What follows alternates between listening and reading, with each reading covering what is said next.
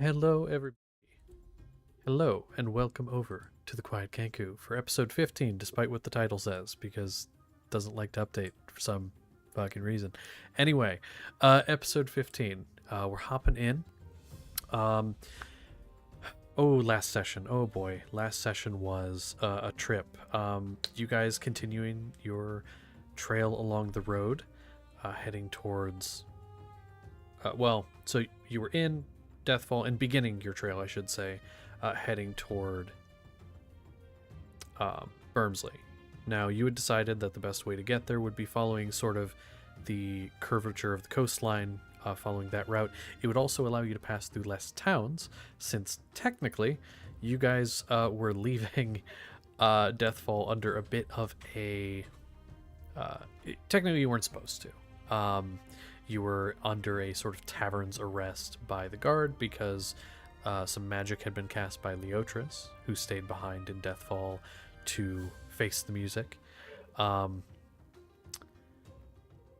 So you guys, using the help of this new companion Edna, you were able to leave the tavern through the window, flying out and flying over the city walls, camping along the road as you went.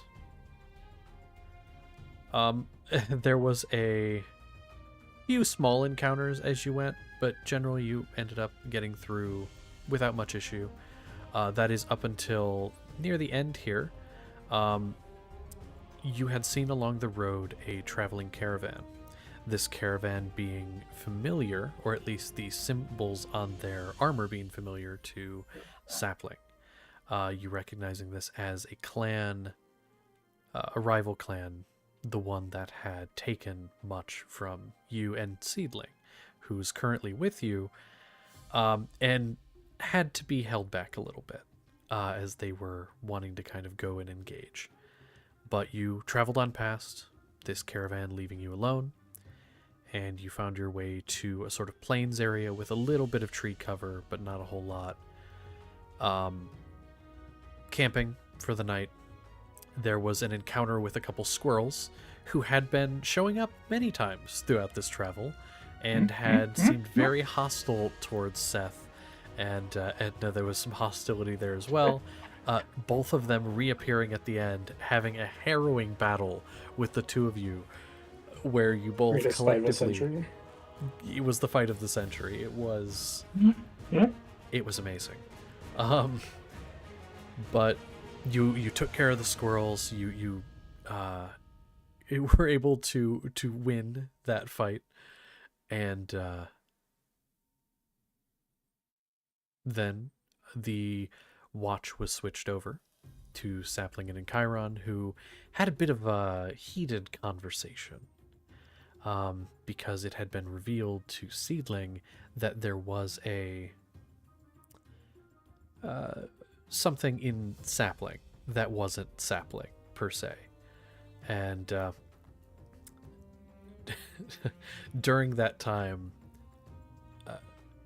since Seedling had known that, Seedling had kind of offhandedly brought it up earlier in the travel when that caravan was passing by. And so heated conversation was had about Sapling showing their displeasure at this information being shown. But during it, you were ambushed by said caravan. One of them ordering the both of you to call out and bring out the rest of your troop from the tent, as they'd been watching and seen, even if they didn't know the mechanics of how it worked, that more people went into that tent than made a lot of sense. So they had you go in, fetch the rest, the only person not being found being Seedling. And as the fight began, as arrows were shot, they hit the tent, destroying its magical connection to whatever demi-plane was inside, just as Seedling was running up the stairs. That's where we went ahead and ended. Now, I'm going to need all of you to go ahead and roll initiative, as in front of you, there's one gentleman in the camp, this being a Tabaxi, the one that had been sort of threatening this whole time, seeming to have some position of authority in the group. The rest of them are on the tree line, many with crossbows or bows. However, you will see that there are a few that are making their way closer with hand-to-hand weapons. Oh Wow. boy. Okay, that's good. Okay. Let me go ahead and actually type this out real quick. Only a little For now, spooky. he is the gentleman in front of us, and soon he will be a puddle on the floor. Oh, hell yeah. Yes. The puddle on the floor in front of us. Let's see. And okay, now let me roll for them real quick, and then we'll go ahead with initiative. Nope, that is the wrong dice in that section. That was weird. Holy shit. Okay. Your guys' rolls might not be as bad as you thought. Since you don't know names, I'm just going to put them as leader, archers, and melee, because that's what best describes their describes them. And the melee fighters are going last, so it's going to be Seth, the leader, who's in front of you, Edna, the archers, and Chiron, sapling, and then the melee fighters. So that's going to be initiative. At this point, Seth, you are standing. All of you were kind of lined up somewhat near the tent. He had gone a little bit around. He's probably about like 10 feet from you, the leader is. If you want positions for any of the others, I can give. But you were up first.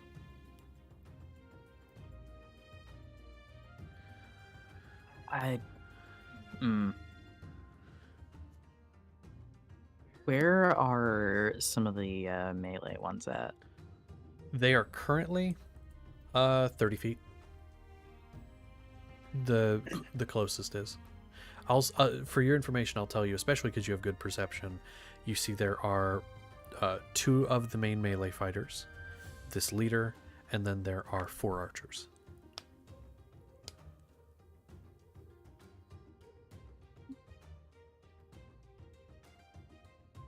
All right.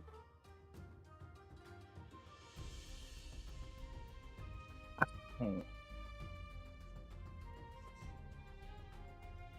We're gonna go for leader first. Okay. Yeah, again, he's 10 feet. He's pretty close.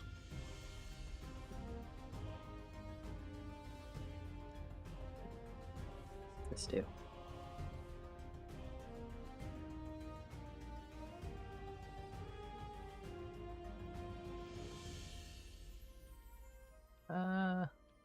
I hate going first for this one reason of debating things.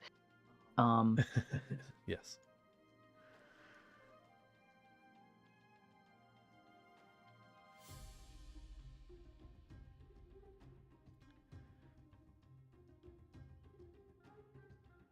Okay, I have a question. Okay, what is your question? So I have a movement speed of 45. Yes. Is there a position I can get in if I were to cast a spell that has a 30-foot long, 5-foot wide, like, stream, that I could get more than one in it? Does not matter what they are. Definitely, because the melee guys are, again, about the closest 30 feet away. You could angle it so you could hit both of them. It would, I would say, take... To get to that position, it would take like 35 feet of movement. Okay. Well, I'm doing that. And then I'm going to cast Tasha's Caustic Brew. Okay. So they need a dex save. Okay, I will do that. Dex save, you say? It's going to be 13.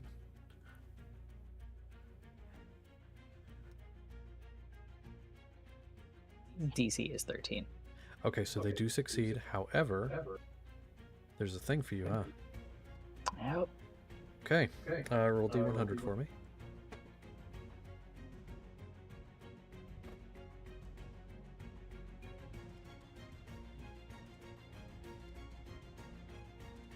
I don't believe this one's been rolled yet because most of them have been really low or really high, and we're kind of midpoint. 46. 46. This has happened before, and I remember this because it was hilarious. I need to look up the wording on a thing, sorry. If it's the one that happened, can we please reroll? If it's the one I think you're thinking that it is. Which one do you think it is? If it's the floaty thing, please can we It do is. It is. I will allow you to reroll that one because that one was I think that would fuck you guys over more than anything here because there's no roof. So 60? 60. You don't need to be fucked over more. What is your lowest level expended spell slot? First question mark. Then you get a first level spell slot back. Damn. So you send out the magical energies and you feel it almost just come back to you. That expended energy just not expended. Now they succeeded. Is anything happen? No. No, not because they got the They succeeded. save. Yep. Okay. So then, anything else you'd like to do on your turn?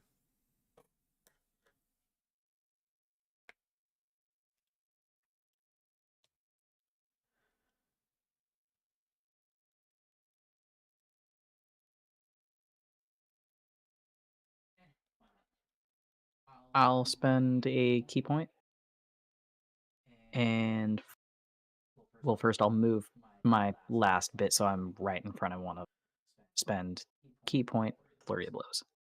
Okay, sounds good.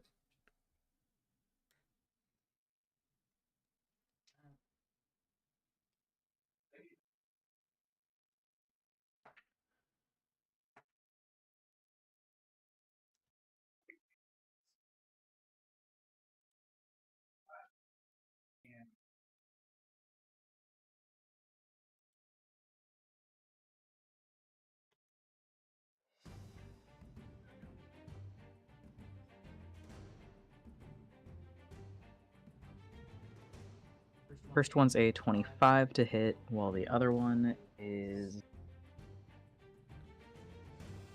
15. 15. Those will both hit. These guys, their armor is mostly made of like, it looks like patched together leathers and various hides and things. It doesn't look to be very heavy armor. I will let you know for damage type stuff. First is a punch, second is a bite. Okay. Just give me the total damage from both attacks.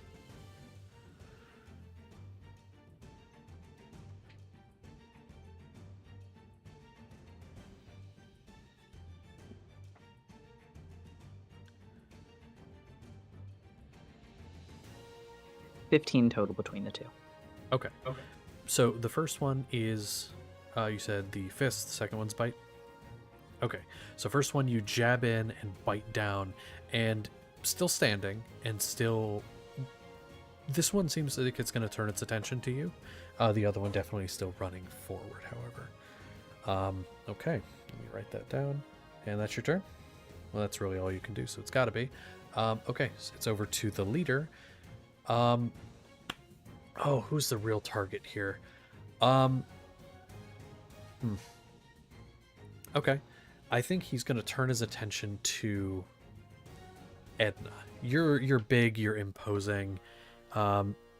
He wants to take you down. So he's going to go ahead and he's going to pull out a rapier and he's going to lunge at you. That's going to be like a 24 to hit. Piece of shit. Yeah, it hits. Yeah, he rolled good on that one. Okay, and that's gonna. Ooh, God. That's gonna be 9 damage, piercing. Cool. And so he lunges forward with the rapier, hits once. He is gonna take a second attack. This one also on you. However, that's only a 15 to hit. That also hits. Okay. And that's gonna be 5 damage. Oof. He doesn't appear to really be wearing much armor at all, maybe a little bit of patchwork. like a shoulder pauldron or something, and maybe like half a chest piece. But he's fast. He's in front of you very quickly, sword out, stab, stab, and they're good hits. They're decent hits. Um, You were going toward to get to this decision. he's going to use his bonus action to disengage, and he's going to then so he had to move 10 to get to you, so he's going to move 20 back. So he can't get very far, but he's still trying to get distance. So that's his turn. It's over now to you, Edna. Okay, with my druid circle, I can take wild shape as a bonus action. So I'm going to wild shape into a brown bear, and then I'm going to charge him and make 2 attacks. Hell yeah. One will be bite, one will be claws. I'm just double checking the damage numbers. Of course.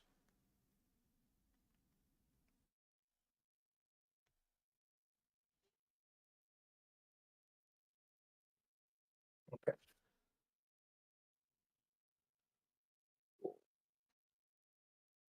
So rolling through both attacks.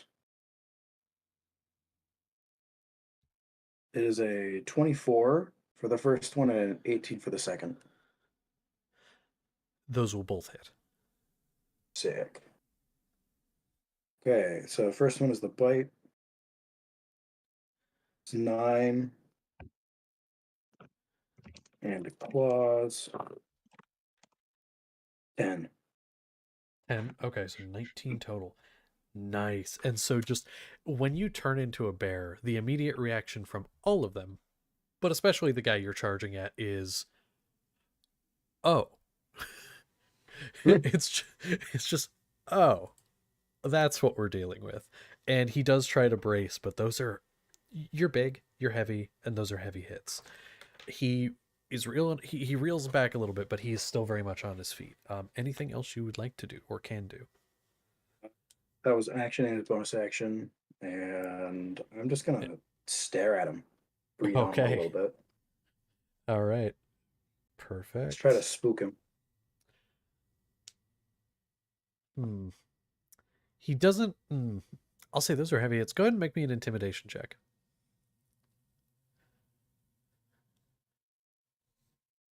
Shit. 16. Okay. You watch as a grin kind of goes across his face, and he says, "You'll make a very fine one back at camp." What do you say? He said, "You'll make a very fine prize back at camp." He's going to kill you. You are a bear.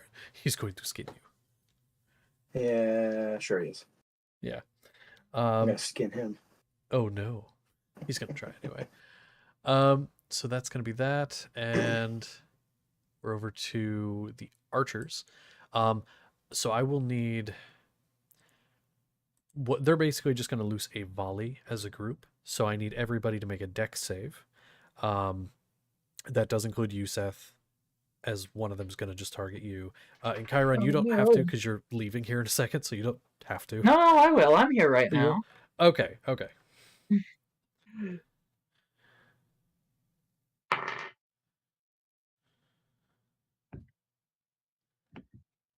And then just go put numbers in dice rolls.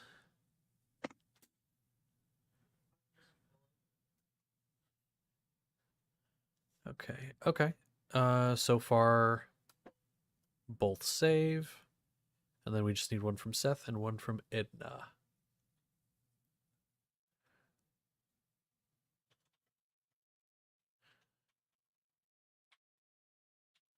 Okay. Damn. So the only failure here is Seth. So Seth, you're going to take... Gotta do math. 9 piercing damage.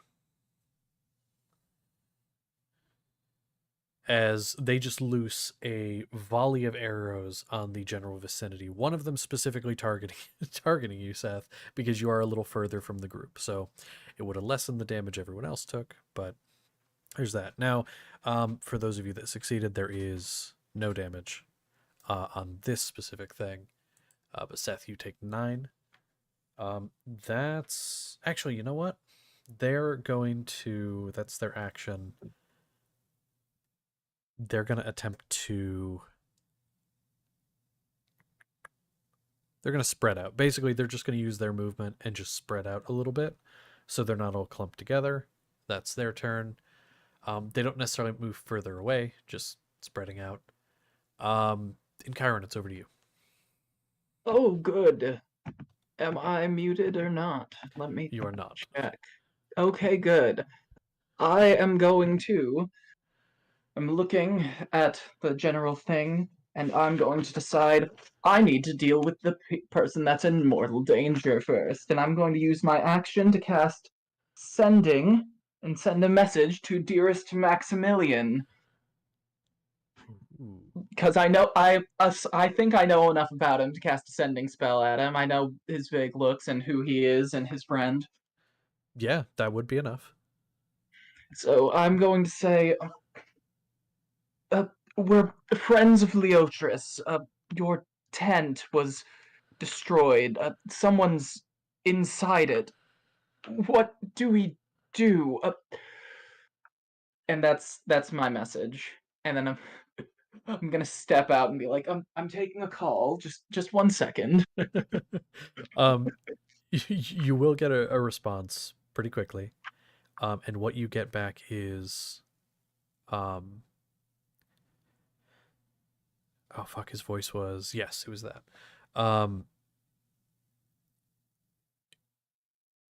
Come to the Twisted Moondrop in Bermsley at once.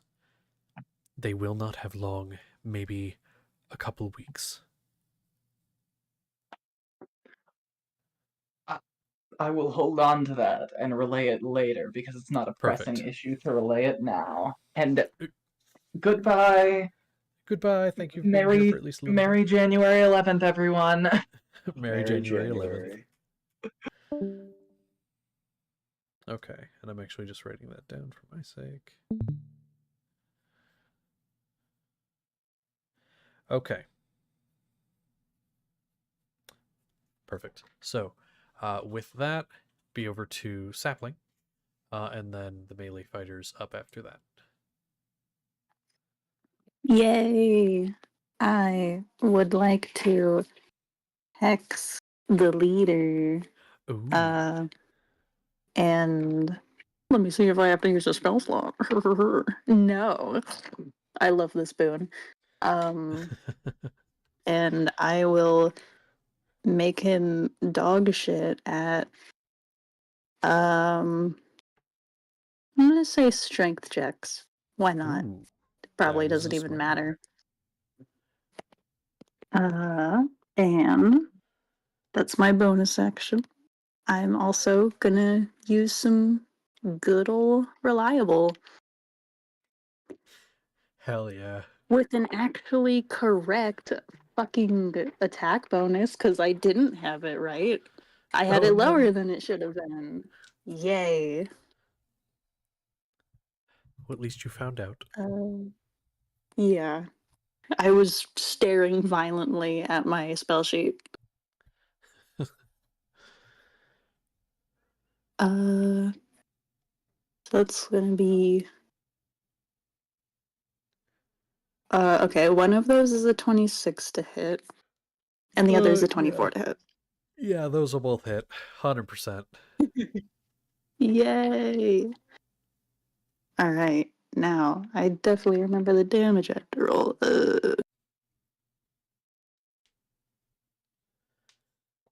Right, okay.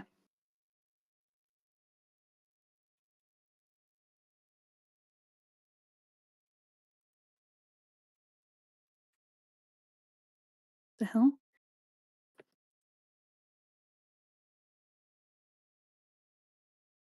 Okay, one of those. Wait, do I? I don't also add my bonus to the damage, right? Just to the roll? For Eldritch Blast. Eldritch Blast is just a D10 for damage unless you have like an invocation or something that adds to it. But Okay. that's like a specific thing you would have chosen. Yeah. Okay, so in total, that's gonna be 10. Oh, and my hex. Hang on. Oh yeah, you would add that. Is that 1d6? Yes. Okay. So, wow, awesome. 10 force. Is it force? Yeah, Eldritch 10 Blast. Yes. force damage and Yeah. 1 necrotic damage. Hell yeah. Okay, let me.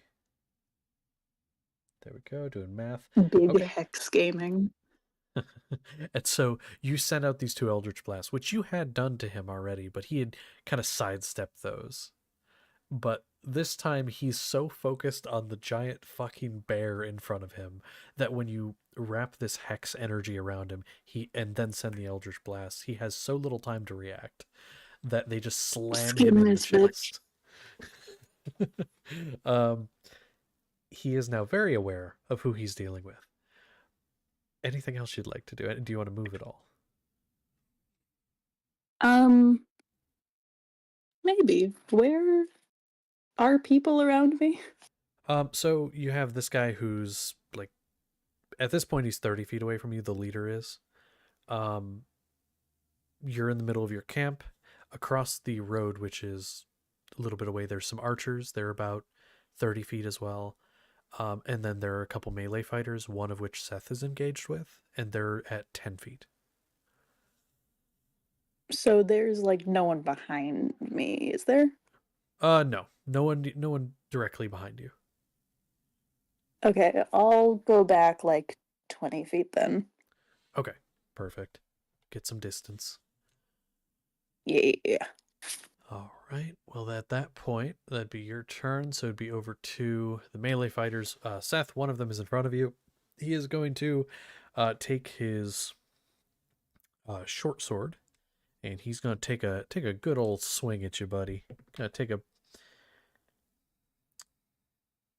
That is a good old swing, huh? That's a 20. Could you do me the favor of rolling a D100, Connor, since this was on you?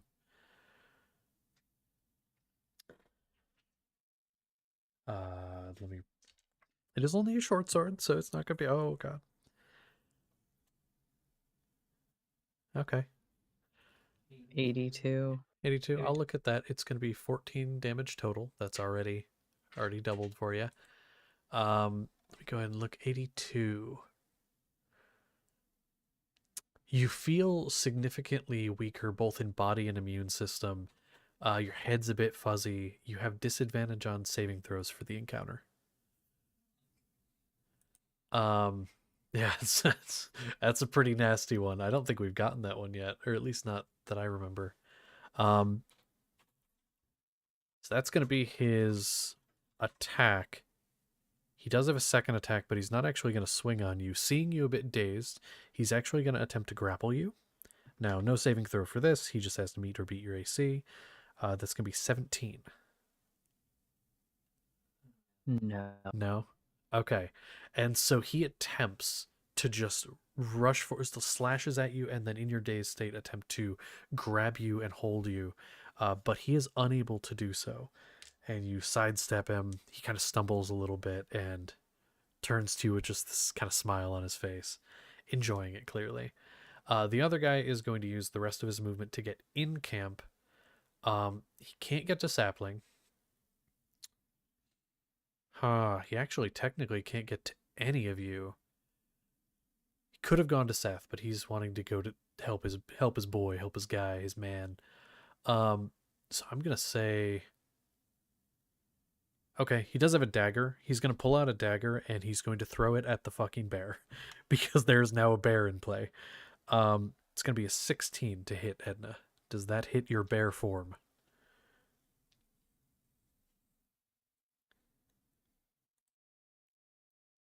Sorry, I was muted. Yeah, it does. It does. Okay, perfect. Let me go ahead and I don't know why this kept stopping. There we go. Okay, so it's a dagger. I need this. That's the wrong dice. Everything is mixed up. Okay, you're gonna take a whole whopping 2 piercing damage from this guy as he as this random goon of the leader throws a dagger at you, and it pierces into your bare flesh. It's 2 damage though, so it's not like it's not that bad. Bear gives him a dirty look. He shudders in fear. Okay, so that is... He doesn't have another dagger. That's really all this guy can do. He's gonna cry. No, I don't know. That's his turn. It's over now. Back to top of initiative. Seth, guy still in front of you. We're gonna pop him a couple of times. Pop. All right. Well, once, Okay. because I don't have 2 of them yet.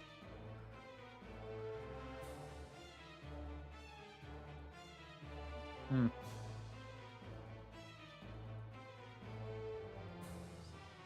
12 to hit.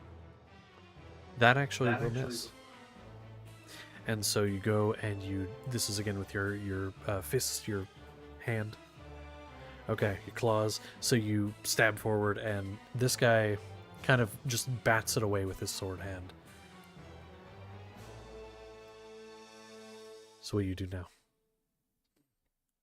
Well, Seth's totally blaming his miss on being dazed, so he's going to heal himself.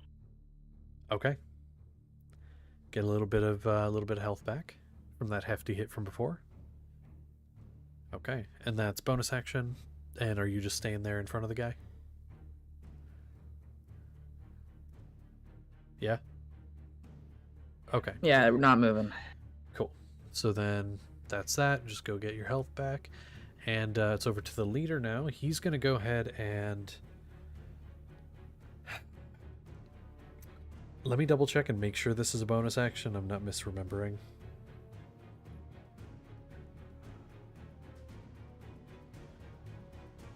Because I thought it was a bonus action, but I'm having doubts.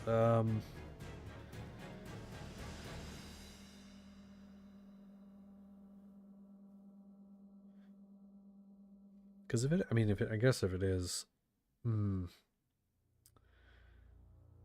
Okay. Aha. Okay.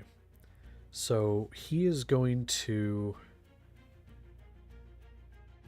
Yeah, because he has that. He's going to go ahead and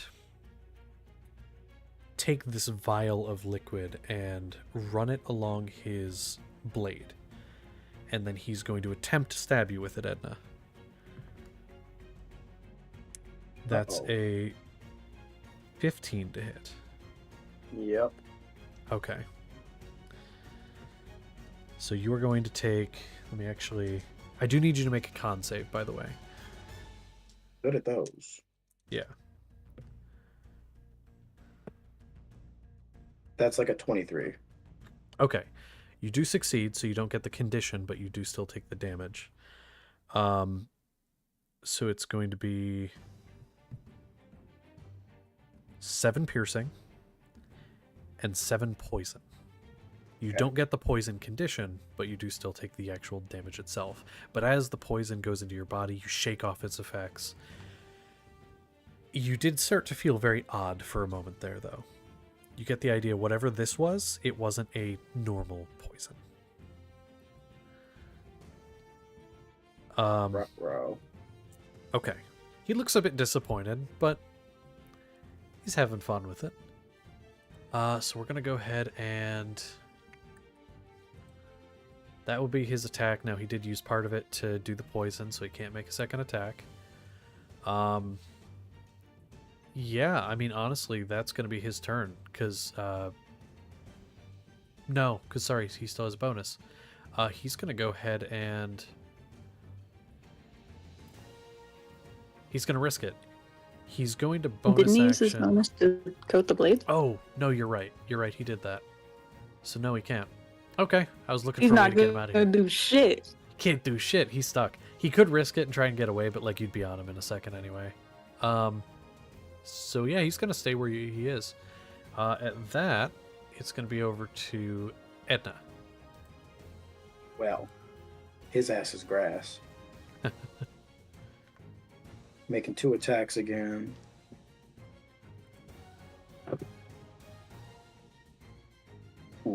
Okay, one of them was a. What's the bear plus? 6? I think it's plus 6. So one of these I think is a 9, and then the other one is like a unnatural 20. A nat 20 is the second one? Oh, unnatural Yeah. 20. Okay, well, the unnatural 20 will hit, the other one will not. Yeah. Cool. So claws hit, which is 11 damage, I believe. 11, yeah. Okay, 11 damage. And I should have done this first, but we're gonna bonus action rage. Okay. I Okay. probably should have done that earlier. Ooh, scary. This is fun. Okay. So you you rage. He looks a little wary now, but it's too late to run away. Who All picked right. this fight? You die in this fight. Not my problem. Except you're a bear, so it's like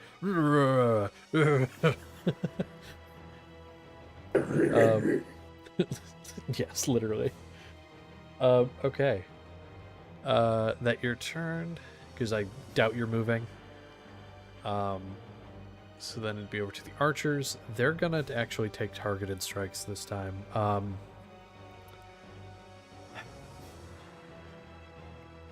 I think we're gonna do 1 on Sapling, 1 on Seth, and 2 on Edna, because again, there's a fucking bear. So what else are they gonna do except shoot the fucking bear that just appeared, who's attacking their boss? For Sapling, Pitch their boss and run away. Duh. well, also an option.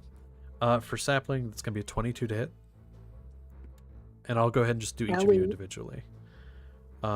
So for damage wise on Sapling, that's gonna be 8 piercing. And I'm gonna need you. Actually, let me double check if this is only. Yeah. Okay. I do need you to make a con save, Sapling. Ellie. And Is then I'll. also is the archer that shot my ass within 60 60 feet of me?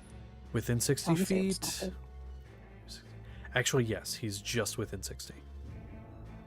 Okay. After you do everybody's stuff, I'm gonna reaction hellish rebuke the archer. Also, I got what is that? A 13? I don't think that's good. A 13. Well, then let's go ahead and do your. And actually, I just want to do everyone's attacks first. So go ahead and do your Hellish Rebuke now. What do they need to do? Let's find out. I don't even think I've gotten to use this yet. I think it's a dex save, but it's been a while since I've used it personally. Yeah, dex save. Okay. 13. 13. We both got 13s, and I think we're both gonna eat shit. Something like that. So that will be 7 fire damage. 7 fire damage. Okay. And that's really funny. You both got 13s and you both got 7s. You're going to take 7 poison damage. Hey, Also, not 8? I thought you said 8. I didn't. Oh, sorry. That's the piercing from the actual shot. And then you I'm taking 15 damage. Yay. take. Yeah. Heavy hit because they rolled really well. But because you failed the save, you are also under the poison condition, which let me disadvantage on attacks and ability checks. Fuck. While poisoned. Now you do make that save at the end of each of your turns, and to try to overcome it. Now you don't continually take damage. You can just overcome it by that, or if you have like a spell to remove it or something. Kyron, I miss you. It's yeah. So there's that. And now Seth, it's gonna be your boy. He's gonna shoot you. That's a nat 1. Okay. Well, let's roll to confirm actually. That would actually be a critical failure because that was a 6 on the confirm. So how does he fuck up really badly? I'll say that archer, he pulls the string back just a little too far. The whole string snaps, and his bow is unusable. And you kind of hear him you hear him like yell in pain as the string whips back and like slaps him on the arm. Which I don't know if you've done archery, but when that shit happens, it hurts. It hurts like a motherfucker. So yeah, that guy effectively, except for like he has a dagger, but his actual main weapon is unusable. Now the other 2 shots are going to be on Edna. Now these guys, they're not going to coat their weapons. They're going to attempt to hide. So their bonus action, they're going to do a stealth check. Edna, what's your passive perception? That's what, 10 plus wisdom modifier, right? Well, 10 plus your perception modifier, but yeah, perception's a wisdom skill. Perception modifier then, so it should be 16. 16? So you definitely still can, out of the corner of your eye, see one of them as they turn and are going to shoot at you. One of them you lose entirely, so he does get a little bit of a damage bonus. Actually, let me grab the die for that. But the other guy tries and fails. Now, the one that you can see, funny enough, is a 5 to hit. Or sorry, no, that's wrong math. 7 to hit. So you can kind of like put the brunt of your body in front of that one, and the arrow just kind of hits and deflects off. It doesn't really do much. But the one guy that you can't see gets advantage. It's going to be a 24 to hit. That misses, actually. Misses? Oh, damn. Need one more of these. That's going to be 12 damage total, with some of that being from sneak attack. Yeah.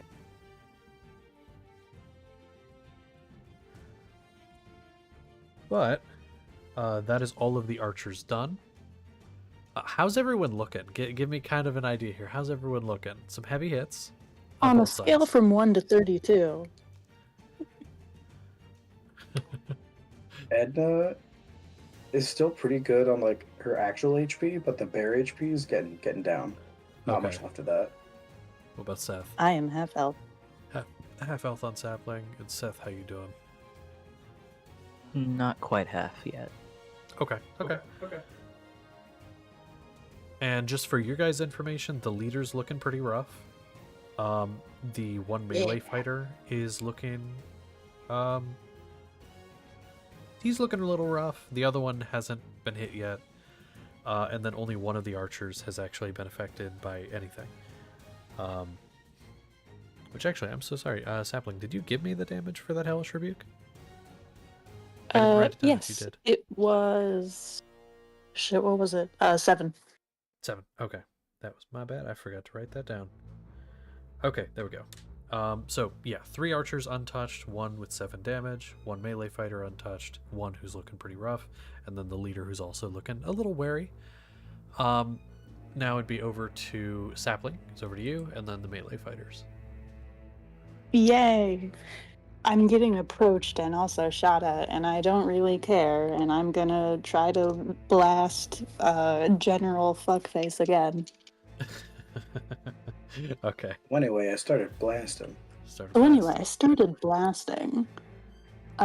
First one with disadvantage is a 25 to hit. Wow. Wow. Okay, yeah. Yeah, that'll hit. And the next one, I have a feeling isn't going to be so lucky. Never mind, it's also a 25 to hit. No, that misses. See, dice it's are like a filled with non-Newtonian rage. fluid. You know, it doesn't hit if it hits. Yeah, no, that'll hit. That'll do it. So that's going to be...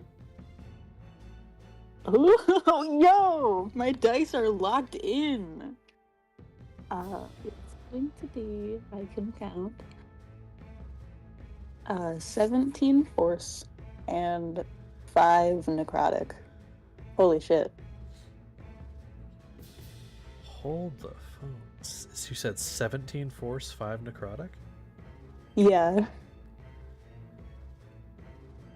Okay. I was doing the math in my head here.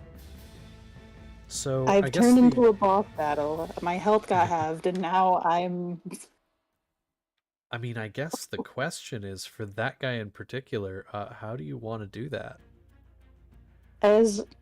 as violently and messily as possible. I want to blast his head into a tomato. Okay. And so you do. You send these Eldritch Blasts forward, and as they impact, his head, as it once was, simply ceases. Yay! In a spray of many things all over the grass. His body kind of twitches for a moment, standing up, stumbles forward towards you, Edna, since you're in front of him, and then just collapses to his knees and falls over. At that point, since their leader has died, rather than run, they are going to yell and seem bolstered by a need for revenge. Okay, come here. So, with that, it's going to be... Is that your turn, or is there anything else you want to do? I believe with your hex you can move it since he died. Yeah, I was about to say, it seems like I can move it. I don't think that's like a recast. I think that's just something I can do. I'm pretty sure. According Yeah. to the wording. So, there's one that's pretty close to me, right? Yeah, actually, there's one who's like... Well, you moved back, so he's at 20 feet at this point. Cool. I'm going to flash a very threatening smile at him, and he just feels bad. Okay. That's And great. that's my bonus action.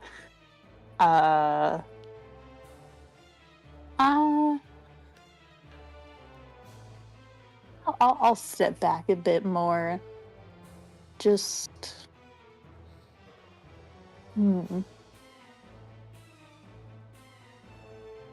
Let's say, like... 25 feet. I'll be 45 Oh. away. Okay, that'll work. So you're pretty far from him. That works. All right. Well, with that, it's over to the melee fighters. I'll say the one that you just hexed, which he's actually going to go ahead. Saw his leader go down. He's going to charge. He can't get to you, so he's going to charge the only thing he can, which is the bear. He's going to rush up to you, and with his bolstered resolve, that is a 21. Can they stop rolling so high? I wish. I'm thinking of changing dice because they keep rolling so high. Okay, let me roll the damage. Now this is just a short sword. Rushes up, that's going to be 8 damage. 8 slashing damage. And so this guy just rushes up, gives you a good slash across the back. And is no longer in bear mode. No longer in bear mode. No. And as you turn out of bear mode, the dagger that had been stuck in your back, he's actually going to take it and just push it in and give it a little bit of a twist. And we'll say, attempting to make like a dagger strike on you. Jesus. I used a different dice, I promise. I promise I used a different dice. That was a Are you nat giving 20. us enemies that attack twice? What's going on? Oh, well, because they're fun. Now, their weapons are weaker, but yeah. Weaker? It's fun. They're just rolling well. Uh-huh. I can't help it. I'm sorry. Also, you were a fucking Actually, bear. you're the one who can help it, I think. No, I have no power in this. Listen, the Yeah, dice... she's just taking this out on you. It's actually very targeted, and she's a hater. Listen, know. you That's what were I'm a saying. bear. I had to do it. I think you should revolt against this. You should take Bane and Silvery Barbs as soon as possible. You should. I can agree with this. That would be fair and valid. Jeez. So, now, however, I will say, despite the fact that it is a crit, it was minimum damage, so you're going to take 4 piercing. So 4 piercing damage from that, and then... Oh, I forgot to mention. When yes. Edna comes out of bear mode, she has a tail. This is the Oh. barbarian subclass thing. Ooh, that's cool. Now, actually, you were raging, so don't forget any damage I just said do have it, if you didn't already. So actually, I should probably just give it to you. I don't think I have damage raging. I thought that was a thing. It's like non-magical for a damage gets subclass, I halved. think.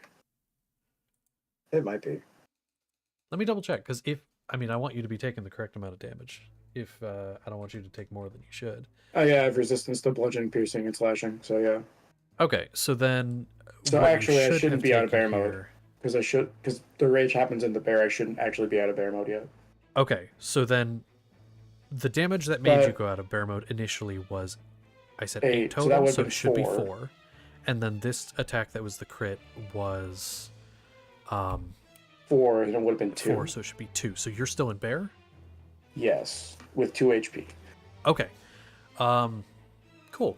Cool. I do want to ask, do you want me to roll the D100 or you? For the special. I can roll it. Okay, you roll it, and then whatever it is. It's probably not going to be any more damage. It's just Shit. a little something. 67. 67. Just a little tragedy because these enemies can't stop rolling. Huh. Need to look up what that does. Because I just genuinely don't know. I don't like that. Well, it references a spell. It's like you act as if affected by a spell. Oh, okay. But it's only for the 1 round. So go ahead and roll me a d6. Or sorry, a d10. Got an 8. 8?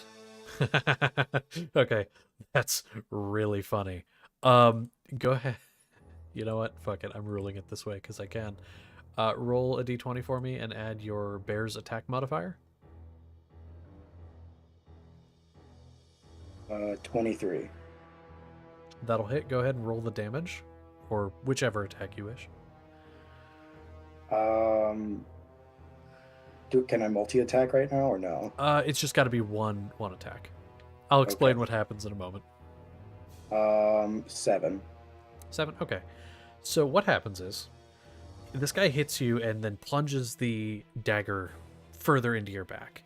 That was kind of just sticking out a little bit, and it hurts. It does hurt, but you're raging right now.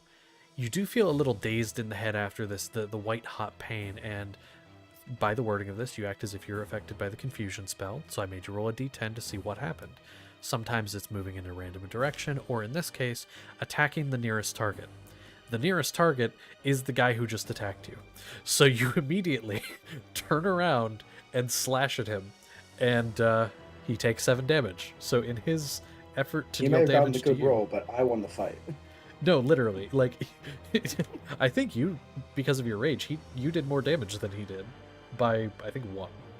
But still. Yeah. Oh, add like 1 extra damage to that because I forgot to add the rage damage. Ah, okay. I will do that. I'm gonna try not to forget things, but I will forget a lot Hey, of things. that's fine. New characters be like that. Okay. So, yeah, he tried. Didn't work out. And now he is afeared, but also still bolstered by the death of his leader. That's him. Now the one over by Seth. I don't believe I did you yet. So he is going to... Real quick. Yes. Sorry to interrupt.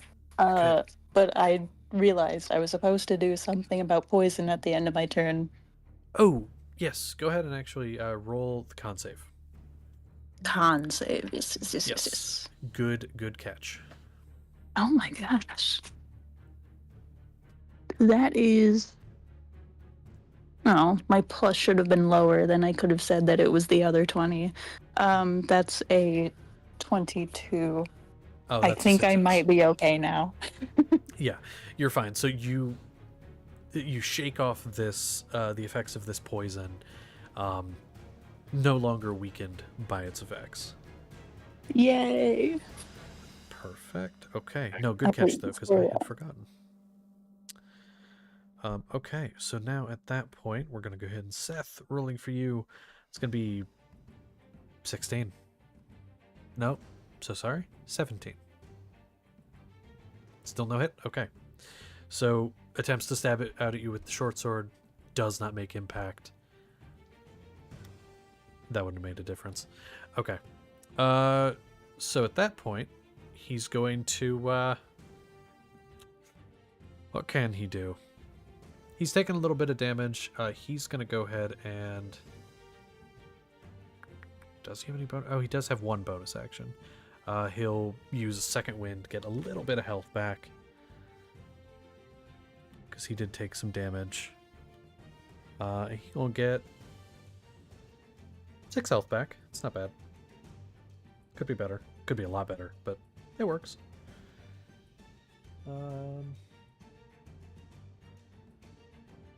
There we go. Okay. So that's his turn because he missed and he did that. Now it's over to Seth.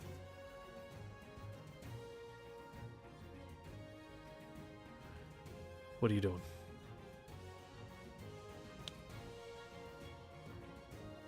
Backhand a bitch. You said you're gonna backhand a bitch? Striking a bitch. Okay.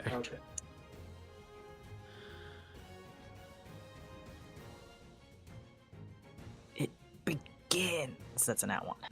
Nat 1, roll to confirm. I hate it here. That would be a 5.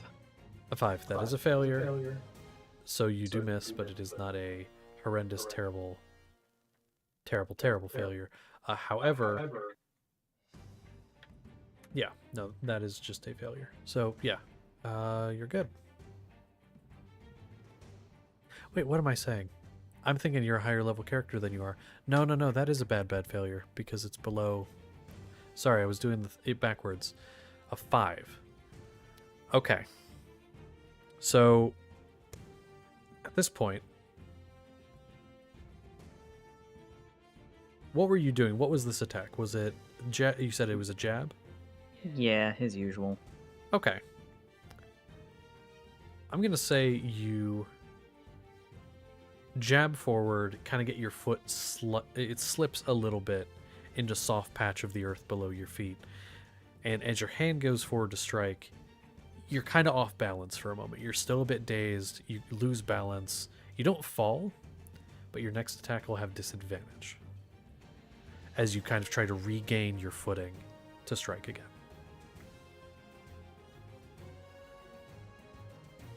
Nat 1s. Nat 1s are bad. Not as bad as the one guy whose bow broke, though. That was much worse.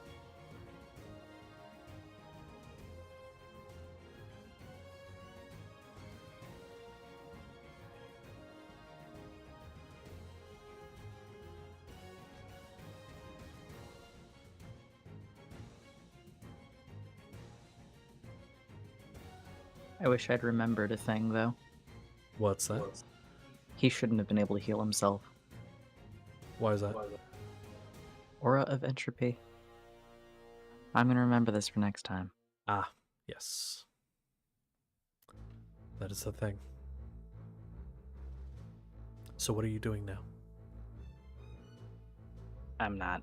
Nothing. That's all Seth's doing, is trying to attack him. I'm not using another key point right now. Okay, saving your key points. That's smart to do. So now it would be over to the leader if he wasn't head exploded on the ground. Edna, it's over to you. Guy is in front of you. Well, there's only one course of action, so I'll make 2 attacks. Okay. Those were both 19 on the dice. I think those hit. Yeah, those will do it. Cool. So the bite, 8 damage from a bite, and oh shit, max damage from claws. what is that? 16? Yeah. 16 from damn. the claws. Damn. Okay. How do you want to maul him? Let's say the claws happen first. I'm Okay. going to rip out his guts and bite his face off. Yeah, that'll do it. That'll do it. He drops to the ground, clutching at his face, and doesn't get back up. Where's the nearest one? The nearest would be the one attacking Seth. The archers are from you about 50 feet away, where this guy fighting Seth currently is closer to maybe 15 from you. I'm just gonna like run up to his ass. Okay. I can't do anything, but I'm gonna be on him. Do you want to, and just a question here, do you want to be on the opposite side from Seth to give, like, flanking? Yes. Okay. Perfect. I want to get behind him and I want to growl. Okay. Just to let him know that I'm there. Oh, he knows. And Seth, you can see his face more clearly. There is that, like, wide-eyed expression that comes over his face for, like, half a second before he locks back in. It's kind of just like, oh, shit. He just smirks. The bear is here. Okay. So now it's over to archers. They're going to... Shit. You're gonna shit? They're gonna That's shit. weird. They're gonna shit themselves.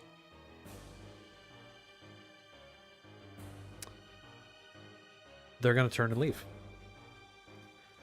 They're going to, seeing their leader go down, one of their men, and the other one presumably fucked. They're going to... I'll say they'll all take one last shot, and then they're gonna go. So we'll say one on each of you, but then there's one who has to shoot somebody else. We'll see. So we'll say, Seth, you're the first one here. It's going to be a 18 to hit. Okay. It's going to be 7 damage. And no other effect on that one. Sapling, you're up next with a other 20 to hit. Gee, I wonder. And that's going to be 11 damage. So mean to me. I know. Gonna be Edna, you're up next. It's gonna be a 16 to hit Yeah.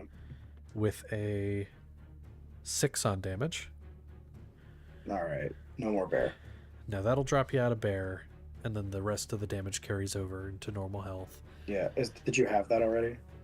Oh, I'm sorry, I did not. So it actually would have been only 3. Cool. I think them seeing... You know what? There's a 4th guy. I can't decide who to target. So I'm going to just roll for it. And I'll say, just going in the order of how you are on my screen. And then disregarding number 4. Edna. I rolled for it, so it was fair. It's going to be 16 to hit. Yeah. Yeah. Now I will have this for you. Rounding, I do have to round down 3 damage because you are still in rage. Okay. Well, I'm watching no mic. I can see you guys. Jesus. So you know what? You're right. I don't see shit. You're right. I don't see nothing. At that point, they see how the battle's going, how the tide's turning. They're gonna use their movement to begin to move away. So now it's over to shit, I forgot who was up next. It's over to Sapling. So they're running away. Oh wait, but there's still the guy. Yeah, the guy that's being sandwiched between the once bear, now just Edna, still bear of a woman, and Seth. Guy looks pretty fucked. But then you have the archers, which are beginning to run.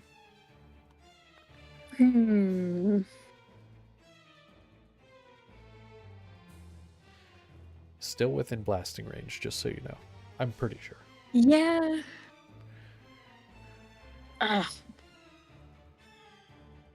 I'm tempted, but wait. We have a cat that we need to take care of, so I'm gonna move my hex because Edna obliterated that man that it was on to the other melee guy and blast him. Okay. Perfect. Ooh, okay. That's a good sound. Oh, Can't wait to see this. it's fine. I have a good plus. That's still a 17 to hit. That'll hit. That'll The do. other is a 27 to hit. So, You know, that one I'm yay. unsure. That one I'm not sure. Yeah, so good it wraps back around. Yeah, you know, once you go so high, it's just negative at that point. It's just a bad thing. Yeah. Well, hypothetically speaking, if they both hit, who knows? He'll be taking 8 force damage and once again 5 necrotic. Let me do the math on this. 13. Yeah, well, I was adding up from what he took before. If too, he's 'cause, not resistant to shit. doesn't seem to be. Is still standing, barely. Like, you're pretty sure, like a butterfly, if it came flying along and landed on his nose, he'd probably just keel over. But he's still alive. Funny enough. Well, is there anything else you would like to do? Nothing else I can do, so no. Okay. It's over to him. How should he spend his last turn? How should he spend his last moments? Yeah, okay. He's going to...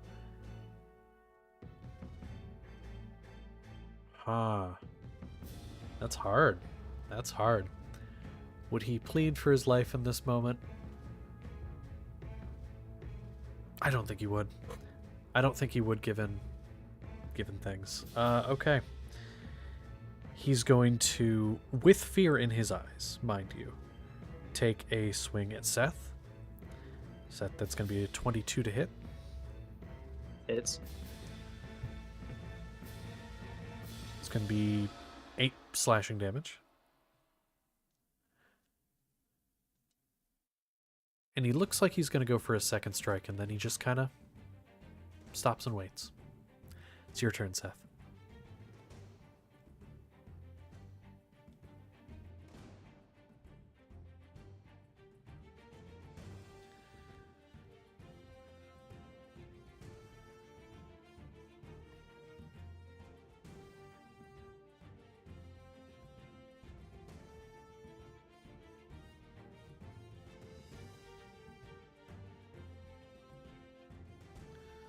He'll go for a swing. Actually, nah. He'll bite him. Bite him? Okay.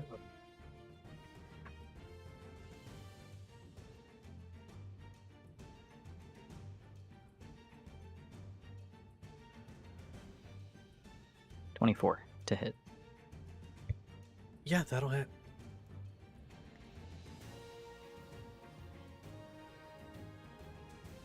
Seven acid. How do you do it?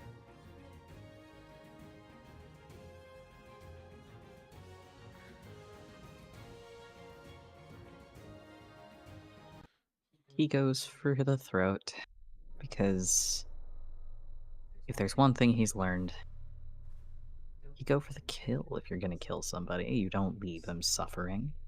Yeah. So, yeah. Tear out his throat.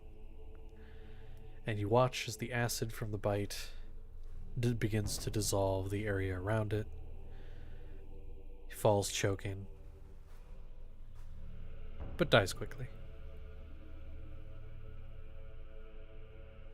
Just like that, all of the enemies are either dead or running. Do any of you wish to pursue? We did it. No? Uh, I do not wish to pursue. Or do I? or do you? It is up to you. What do you all wish to do now? Your camp is in ruin.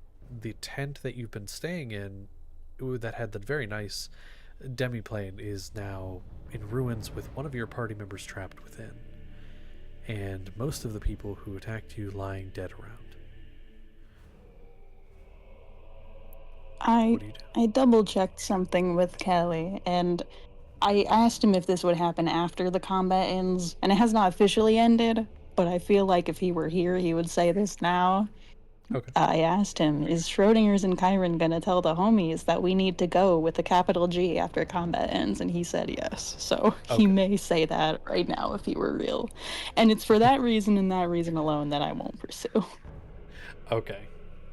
I was about to say we should leave in Okay. Yeah. character, so like, I think we should go as soon as possible. Yeah. Fine. Okay.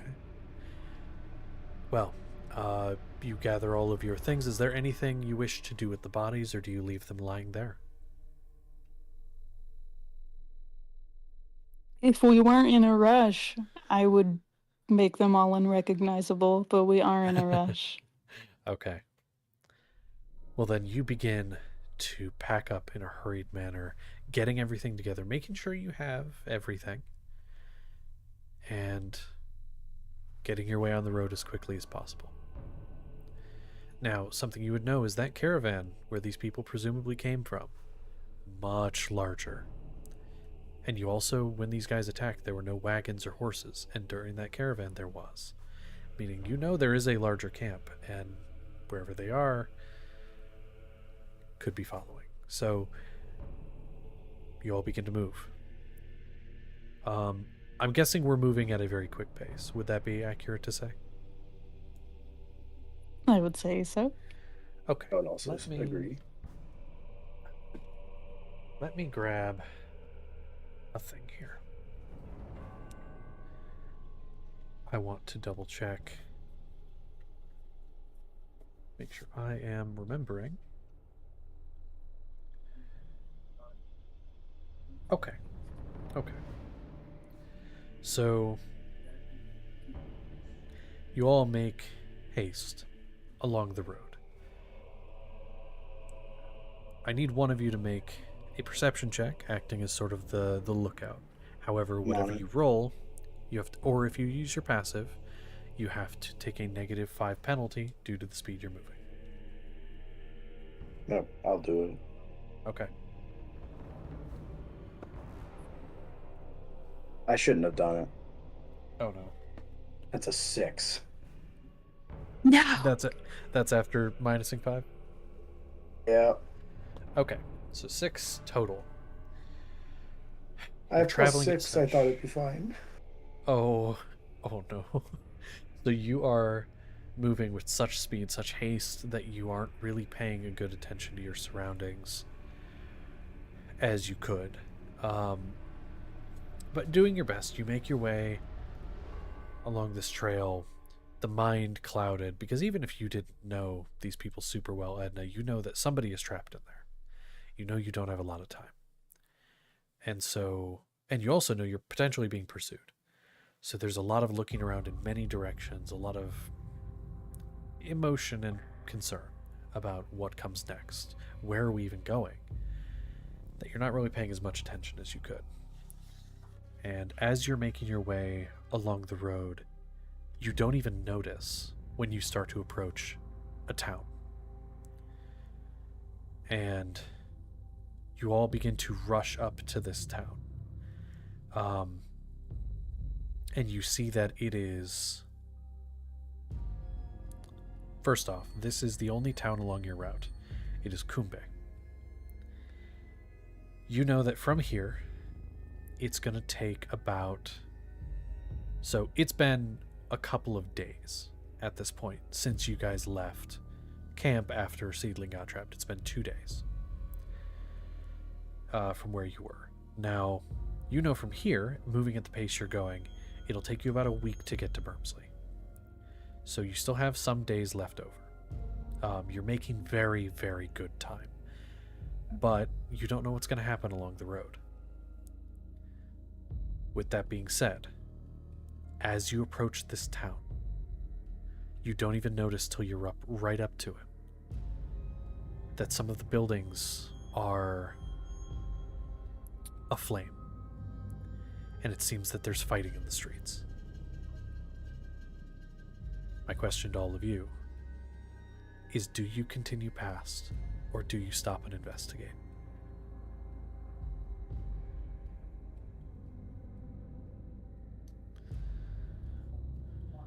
If this was any other Mine? scenario, I think I'd want to stay, but I don't think we can handle staying right now. That is the Yeah, hard my decision. vote is for go. Same reason. Feels a little bad, but like better than dying. For sure. For sure. I feel bad. Worm probably doesn't, but that's Oh. That's okay. that's Actually, what's everyone's fine. HP right now? You should be full. It's been a couple days. 6. Oh, it's been Oh, it's been a a few couple days? days. Like I said, it's been a couple days since you I guys thought you left meant- camp. I thought you meant Since we started our travel. No, that's been like a little while I thought now.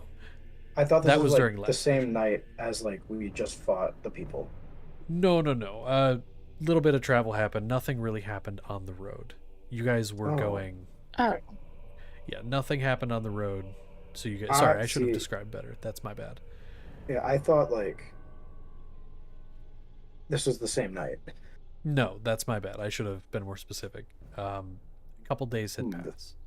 This does change things. So you are full resources, full health and everything. The one resource you don't have a ton of is time.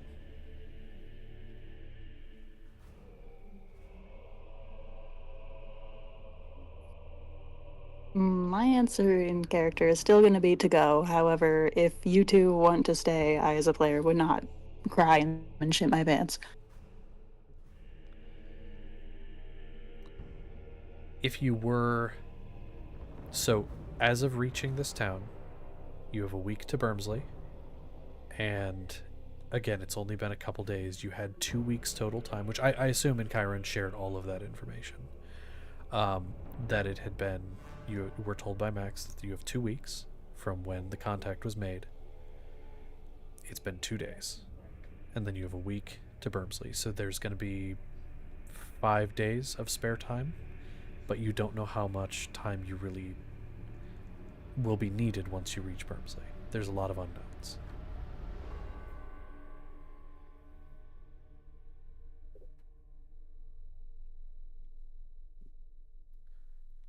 So, what do you do? As much as it feels like we should help these people, I also think we should probably move on, just because even if we have the time, do we really want to leave Seedling in there for that long?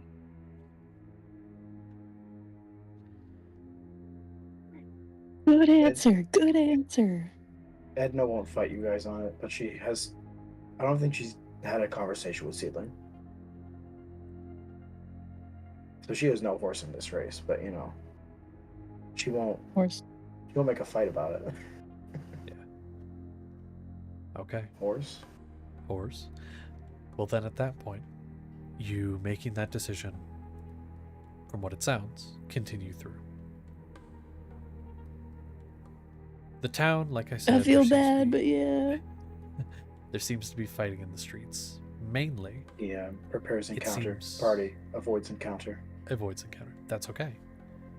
That is, again, something I planned for.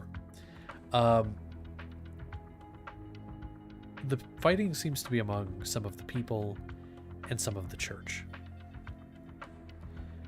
it seems that some of what can be identified from their armor and their insignia they wear around their neck, their what's the word I'm looking for, talismans, I guess, you can tell that they are church affiliated at the very least, guards of the city, and they seem to be fighting actively with some of the people, and also what look to be some city guards. So it seems to be a conflict of interest that has broken out into a full-scale fight. There are fire set to some of the buildings, but you quickly make your way through. So, as you make your way, you notice this about halfway through the town, that seems to be the type of combat going on. Continue your way through, nobody stopping you. A few people making their way through a war zone. While it may look odd, most people aren't paying a lot of attention. And it's easy enough to go around to get out. So, you make your way through. Is there anything... Let me see. True. So, after you leave this town, for the first day after leaving this town, at this point we will go day by day for the last few days, mainly because I'm trying to stretch this session so that we don't get to the city before before Chiron's back, because I kind of want that to be a whole party thing. So for the first day, I need one of you besides Edna. I want it to kind of be a different person each day, to do the perception check. This will be for the first day after passing town.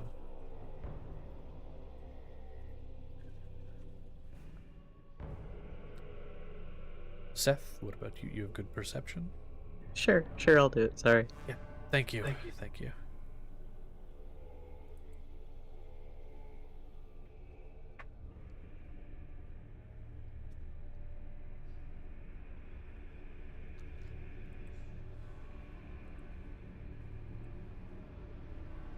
It's actually a fair idea. 15. Okay. 15. Okay. So, making your way through the town, making your way outside, and continuing on down the road, you do see some people rushing past you towards town. They look like general mercenary types from the vibe you're getting. Possibly people taking advantage of the fighting to, just kind of opportunistic types taking advantage of the situation. Seems to be a lot of what you're seeing. You do see some people leaving around the time you pass through, looking like families trying to escape.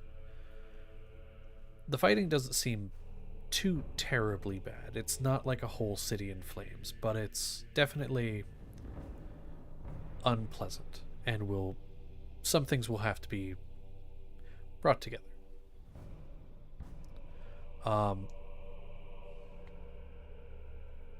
So at that point, passing by these people, continuing on, still keeping good pace so that you get there in time,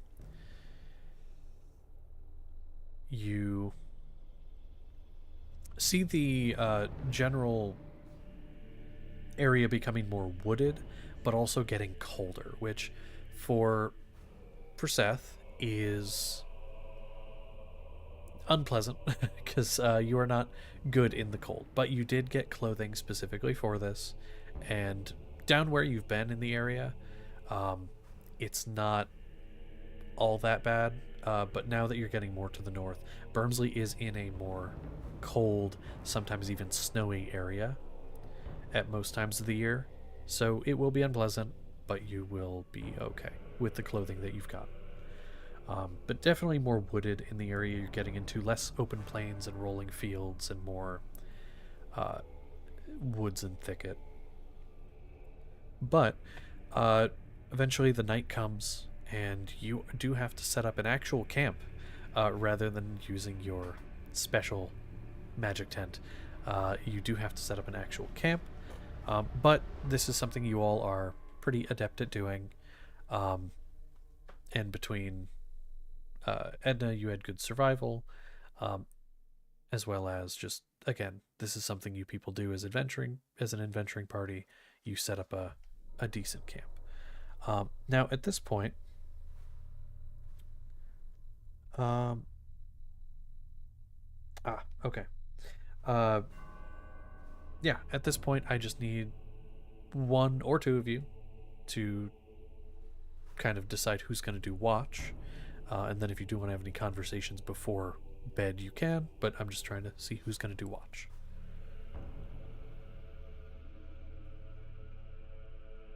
I'll do watch. You'll do watch? Okay. Do you want to have any conversations or do anything before bed, or do we just want to go into watch? Mm. I mean, yes, but I don't have any ideas for it. So, like, Okay. That's okay. I'm actually glad you're the one doing watch. I do have something for you. Oh, so we boy. could just go into that if you wish. Speaking of Sure. watch, I'm taking second watch. Taking second? Okay. This works out. So, going into watch. Not going to have you do a perception check quite yet. So, you're sitting there keeping watch while the others get rest. You kind of hear a noise off to the side, and for a moment you think it's possibly someone in the woods approaching, but it's not the cracking of branches or the rustling of leaves. It's almost this voice on the wind, very quiet, very almost unnoticeable if you weren't really listening, taking watch, and trying to keep an ear and an eye out for things. And it's along with this voice comes a feeling, this tugging feeling. And you know this feeling, you know this voice. And while it doesn't say words per se, it gives you ideas. And it conveys these ideas through feeling. You know this because this is what you've been looking for. You've been looking for something for a little while. For Seth. You knew you were getting Yeah. closer. You knew you were on the right track. So much had been going on, you'd been a little distracted. But now that you're on travel again, you feel the tug. It would be a little bit of a detour. You get this idea. Not much, though. You would just have to go a little bit, instead of going more north, you'd have to go a little bit to the west from where you are. You know the path even if you don't know where that information came from, or rather, you do know where it came from, but you've never been there before, but you know the path, if that makes sense. Yeah. You know where to go, and you know it's not far. You're actually pretty close.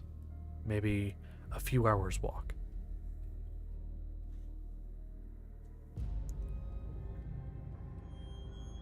But what you do with that information is up to you.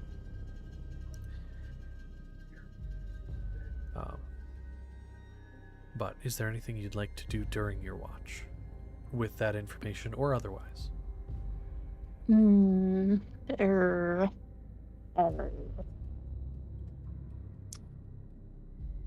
I. Hmm.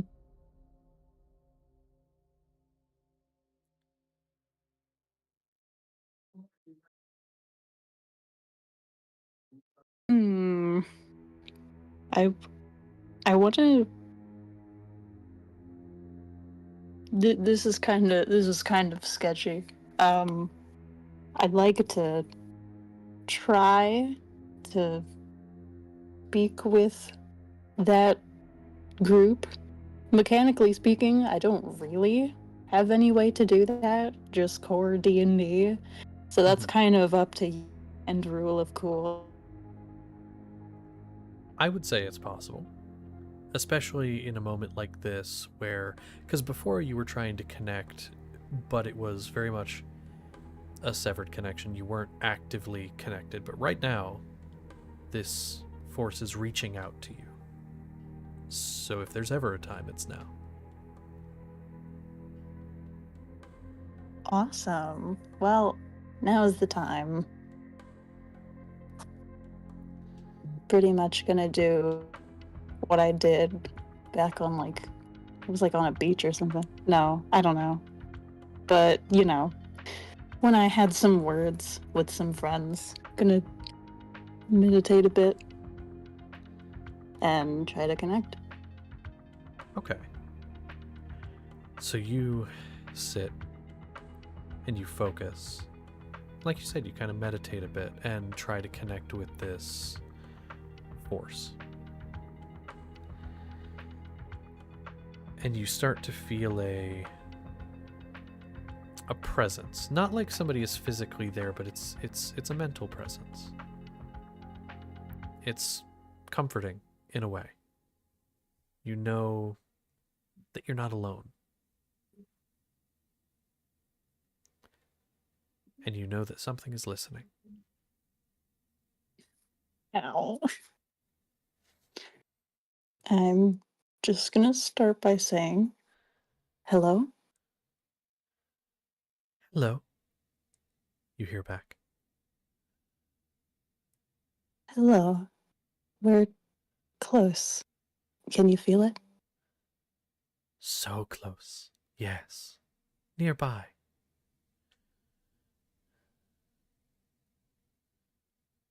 So But cold. it's unfortunate. Hmm. We're busy.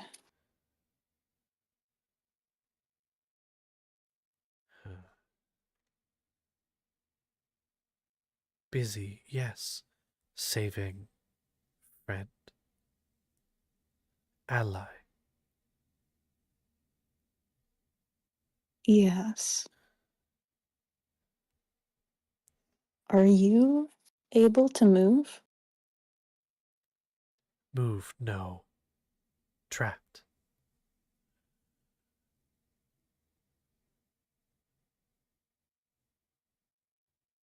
How long have you been here?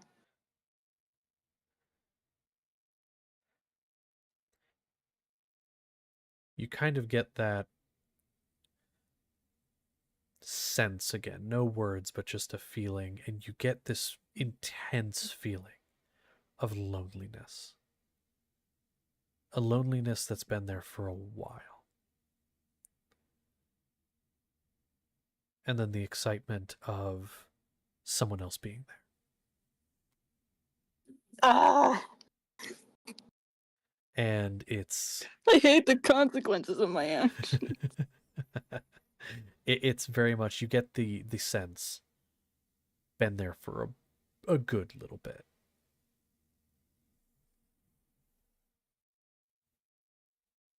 That's horrible.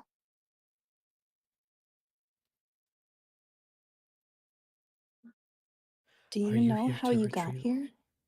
Oh, mm, no. We do not. We have been here a while. As for how, we do not remember. It is very dark where we are.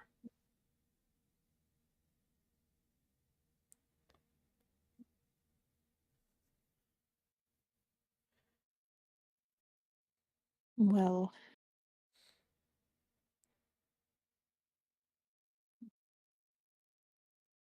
you may have to stay there a bit longer. We're preoccupied. You want to save trapped friend. We are also trapped friend. Please.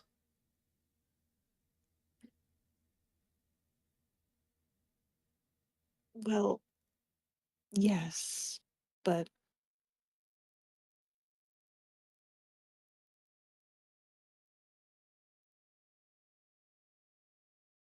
yes, you're right.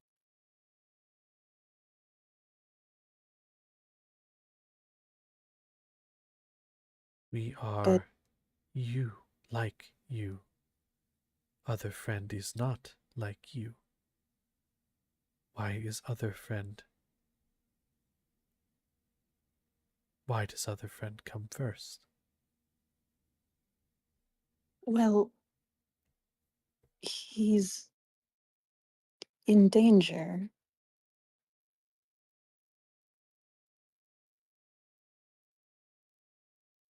And it's it's not it's just it would be distressing to lose him for the vessel.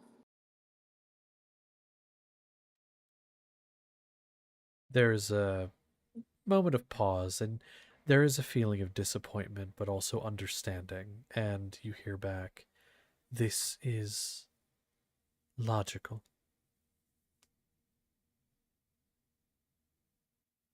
Yes. We will wait.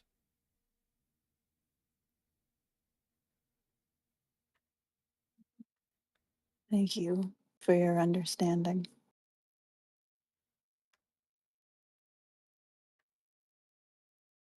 There isn't a response, but you feel the connection, while still open, has been severed. Ow. Basically, they hung up on you, but you could technically call back. I'm not going to. I feel ashamed. It's okay. That's okay. Well, I've lied to my extended family, who's also kind of myself. yeah. Yeah, you And for did. that, I'm sad. Uh, God, I love how that works. It's lovely. Okay. Well, um, anything else you'd like to do? Um, hmm. I'm gonna have this weird, crazy experience where fluid comes out of my eye holes.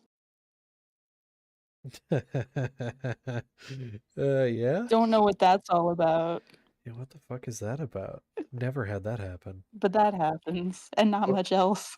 what color is the fluid? Uh, clear. It tastes salty.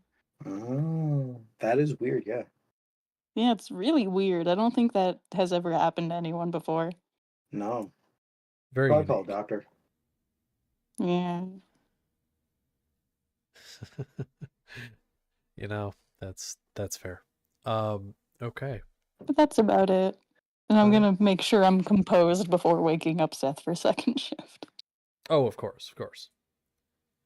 Well, Seth, you awake to Sapling waking you, not within your nice, cozy room, but rather the cold evening air, early morning air of the forest. And you make your way to your post. Anything in particular you want to do?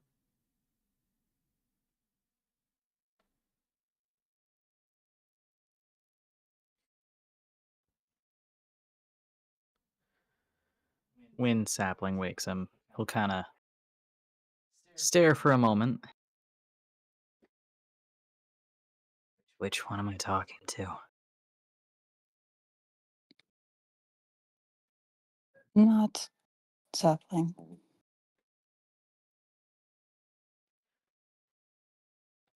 But for the record, you probably shouldn't ask like that, just in case.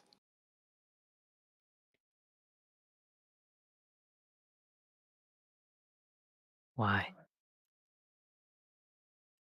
Well, he doesn't. Oh, fuck.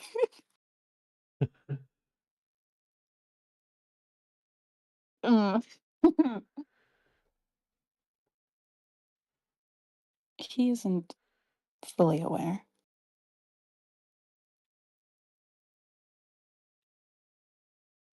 That won't happen to me, right?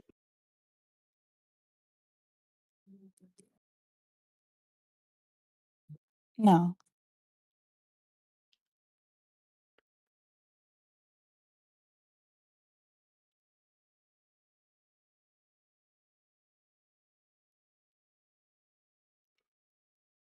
Will Are it you gonna do hurt? the thing, or are you just gonna trust me?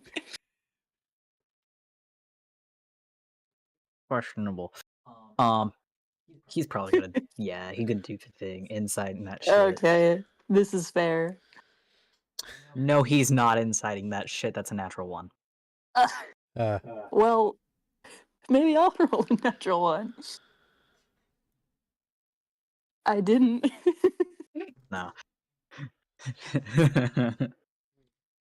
Seth wants He them believes you worms. full-heartedly. Good. That's good. Mm. how does that make you feel?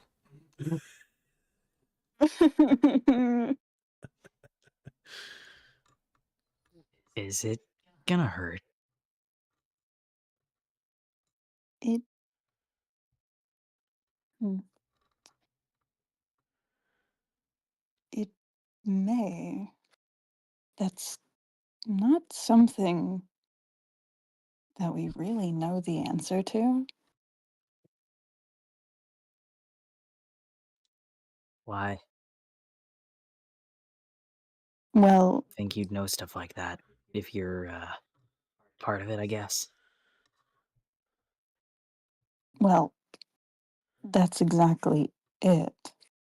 We wouldn't know whether or not it had hurt, in our case, sapling. That's not a memory that either party has. Hmm. So it could.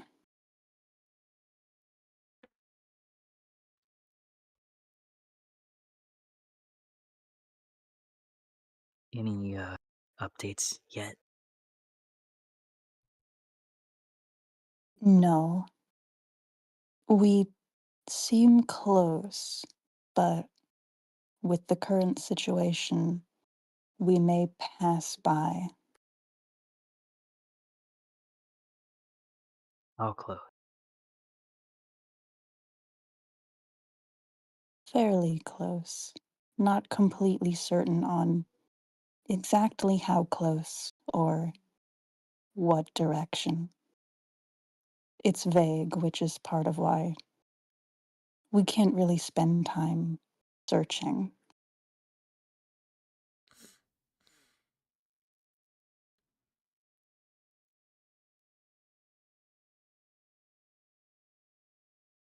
But once we get Right. this whole situation sorted out, we can go back to looking.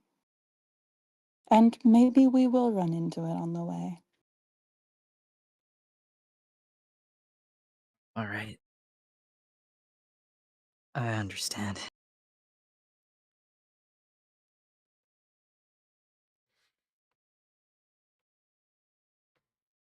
We Gonna. should probably go back to. Yeah. And he'll kind of slink out, going to his post then. Okay. all right. All right. Well, Seth, go ahead and roll me a perception check.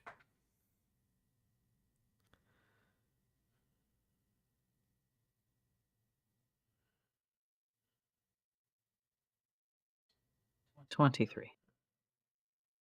Okay. So you're sitting there on your watch.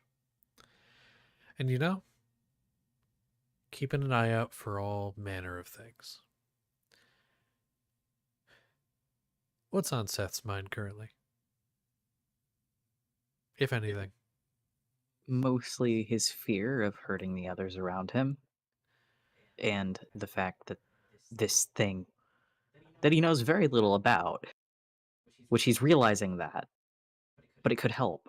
It is going to help. And he's very interested in finding it, but understands the situation there. Okay.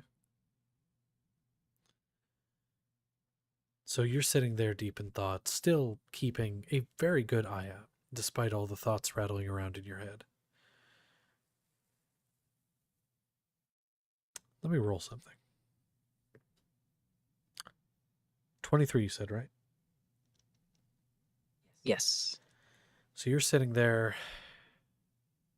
We'll say this is at a point where you're kind of just kneeled, watching a certain spot, and you hear next to you, "You seem deep in thought, son." And you look over, and you don't immediately see where it comes from.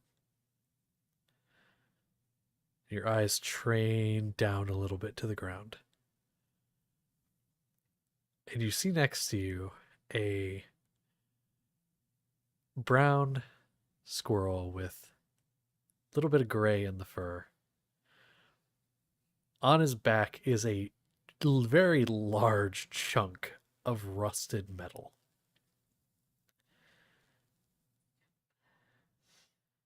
And he's just kind of looking in the same direction you are and just kind of kneeled down on the ground, almost mimicking you in a weird way.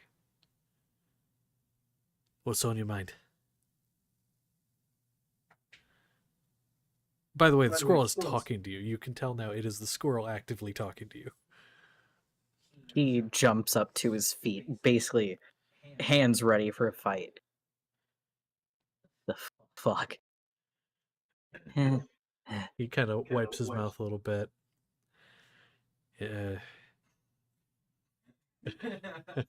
He's like, "Hey, you don't want this fight, man. You don't want this fight."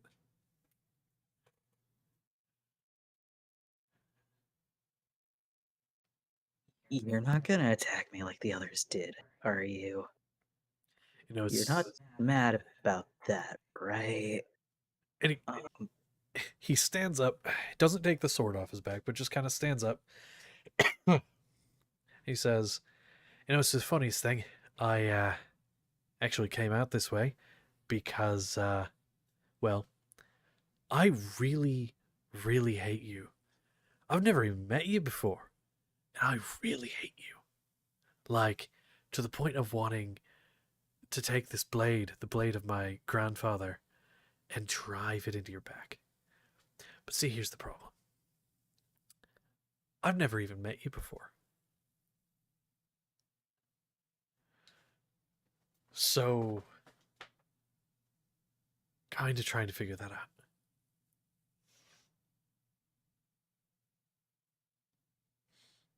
Well, I think I know why you don't like me. If you're actually a squirrel.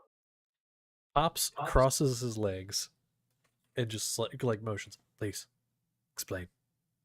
And if you're asking a question, yes, I am in fact a squirrel. Grandfather was experimented on, and it kind of had some lasting effects in the lineage. He nods and then slowly sits down too. And then he'll kind of start unwrapping the wraps. These things. I kind of was warned that they would make nature hate me. But they have benefits and they help me not die as easy. Can't confirm that part yet because I haven't done anything, but I can confirm do in fact really hate you.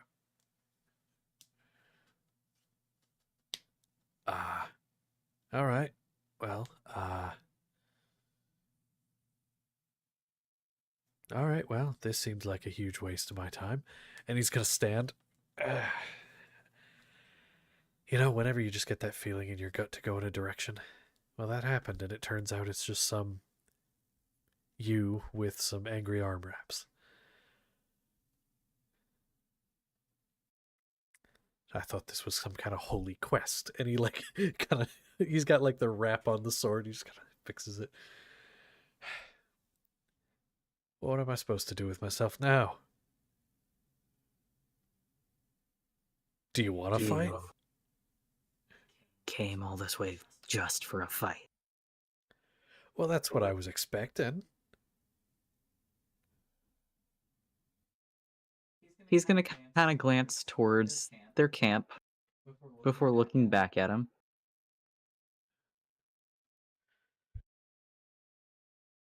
I mean, I'd be more than willing.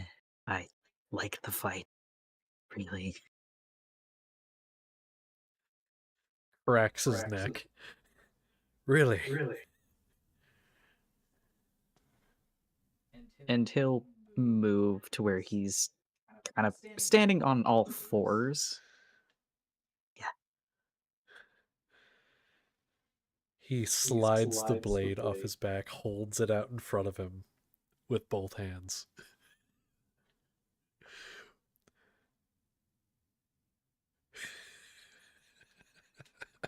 This is ridiculous. You know what? I needed a random encounter, and I'm like, you know what? Fuck it. Sir Bubbles Descendant, here we go. It was on the list of happening at some point, so I was like, fuck it. I do agree that this is a crime that Edna's not here to witness this. Oh, this isn't going to be a quiet affair. You might not be awake yet, but you're about to be. Hell yeah. Also, S tier padding for time, thank you, because that is exactly what I'm trying to do right now. Look, However, squirrel fights are peak. it's really funny. 2 sessions in a row now. I think before we actually begin it, though, we're going to go ahead and take our 8 o'clock break. It's a few minutes early, but I figure we'll just go ahead and do that before we actually get into this. So, if we are gonna take our break, We are. I want to say one thing as beforehand. Yes. Okay, go ahead. Just a warning, though. I fight dirty. Kind of little mouth, corner of the mouth flicks up. Fucking hope so. And that's where we'll take our break. I don't.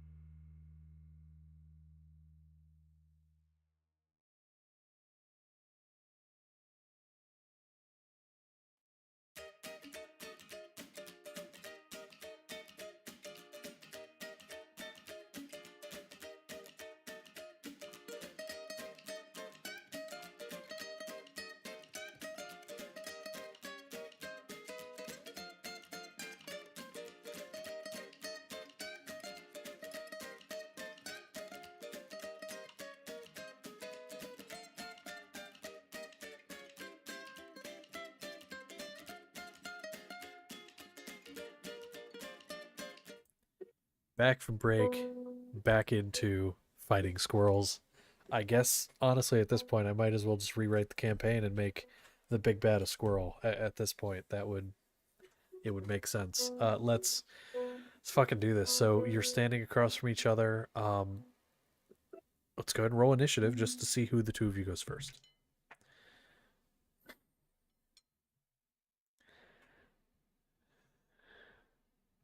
20. 20. You're gonna go first. Only got a 18. Still faster than you were expecting as you both go toward each other, but you're first.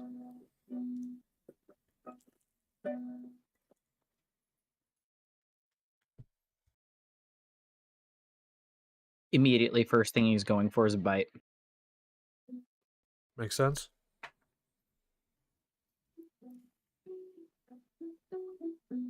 $19 to hit. 19 to hit. That will hit.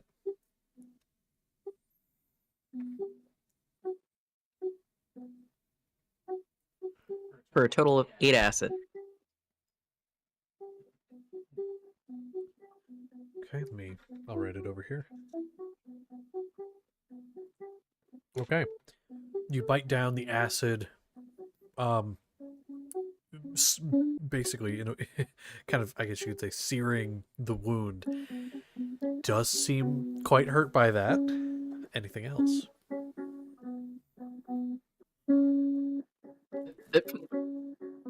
He isn't gonna move out of like the 5-foot range, but he's gonna kind of circle him. And he's not gonna do anything else yet, but he is going to speak. So, mention experiments, right? Who did it? And that'll be his turn. Okay.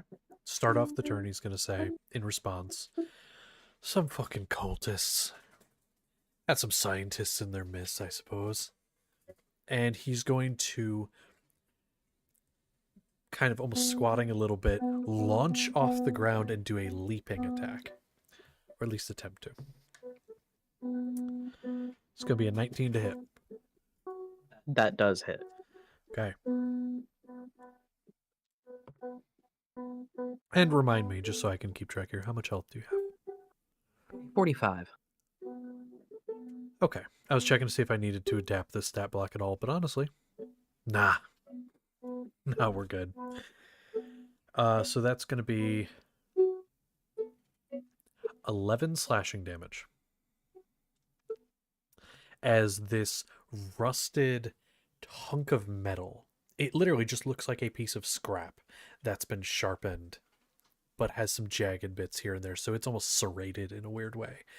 And it gets brought down and slashed across your chest as he leaps at you, slashes, pushes off your chest, and then lands 5 feet from you. And he's just waiting. He could technically do that. He's going to kind of circle you as well, a little bit. And he's going to look to you and say, what about yourself? Never seen anyone quite like you before.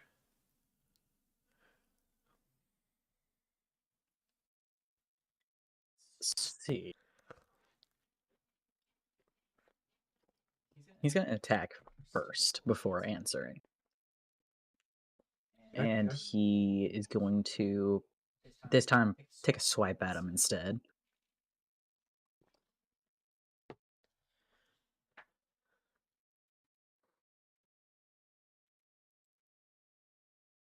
That is a 19 to hit.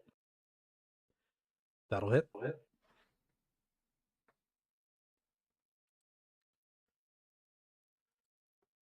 And it is 9. I believe it's piercing. Yeah. Okay. And he'll answer. Some guy, only know him as Doctor. Lots of people. Not exactly like me.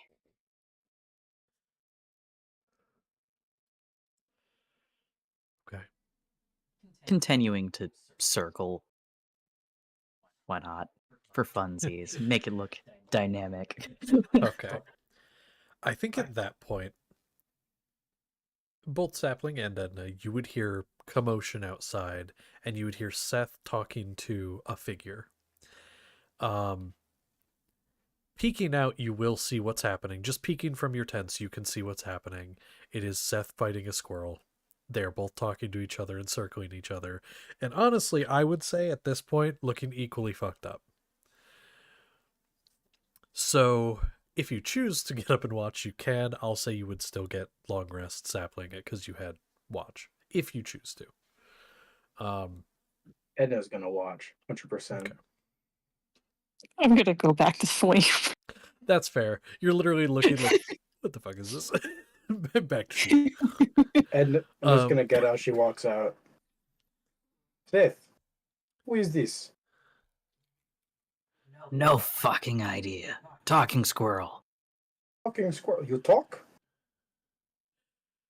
Of course I fucking talk. Excellent. I shall bear witness to this battle. Bear witness. Anyway. You're welcome. Sorry. I'm a fucking idiot. That was funny. Got him. He's gonna say, sorry, Seth, you took your turn, right? That was the end of yours? Okay. He's gonna say, you can call me, you can call me Bubbles. It's the last name anyway, family name. Well, Bubbles, may you and Seth have good battle.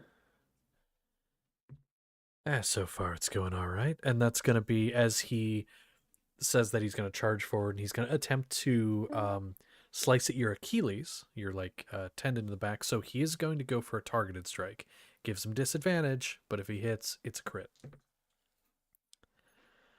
That's going to be a 18.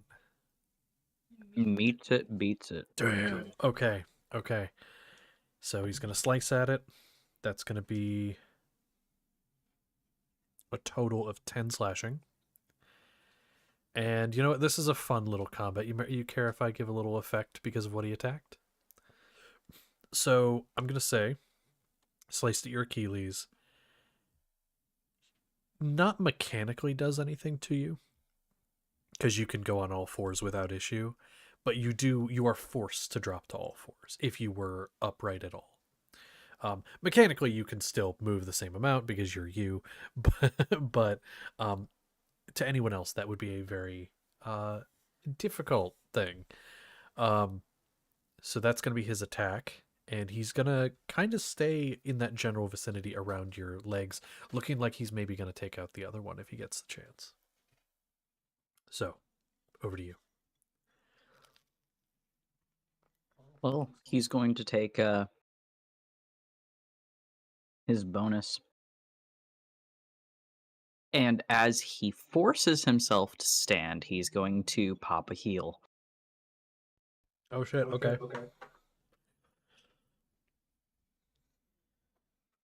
And so, before his eyes, before your eyes, before Edna's eyes, the place where Seth just got cut just heals. The wound that normally would take a good amount of time to set and might not even heal fully correctly, just heals.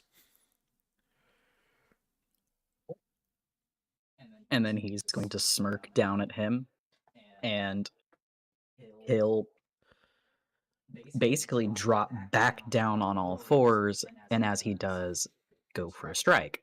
Okay. Bite or claw? The claw. Okay.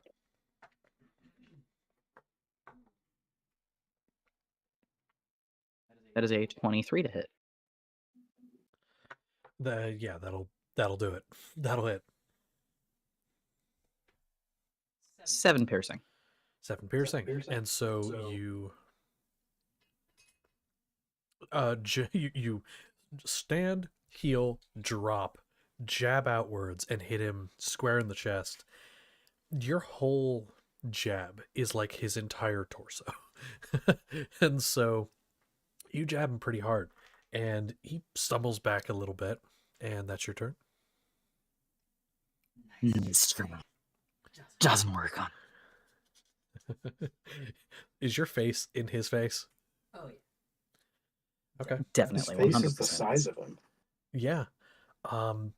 He's gonna just slash out, and because it's the thing in front of him, he's gonna end up slashing your face. Maybe. 16. I think that actually misses. Yeah. It does.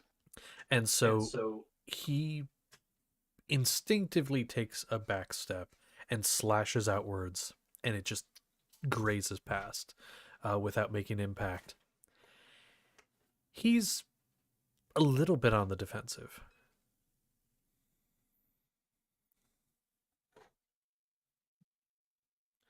Doesn't say anything, though. Not this time. But you can see he's reading you. How is he looking?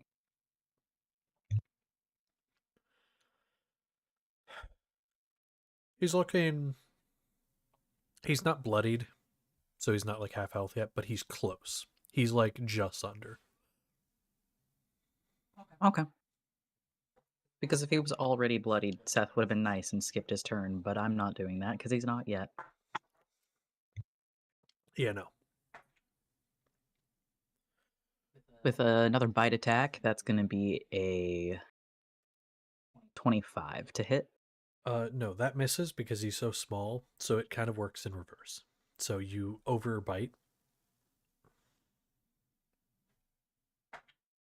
Roll damage.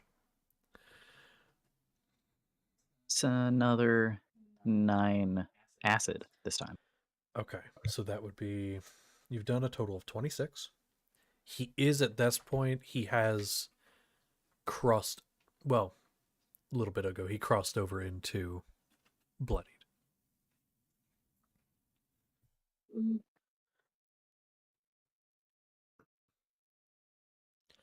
Okay.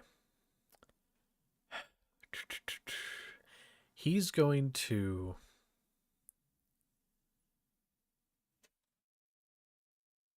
He's going to ready an attack.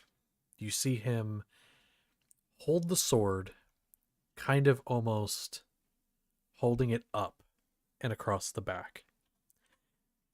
And he's waiting for you to do something. That's going to be his turn.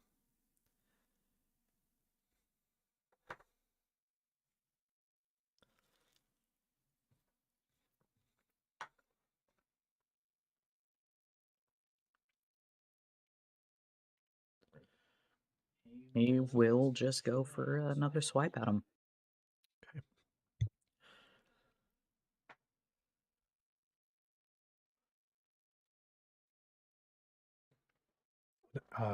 It's a 10.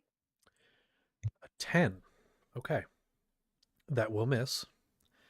And with that, he's going to use his reaction for the readied action. And he is going to make a specific kind of attack, but I need to look up the rules on it again. Because I haven't played this in a while. Like on the squirrel is fighting like a person, and Seth's fighting like a squirrel. Basically. Pretty iconic. Uh-huh. Okay.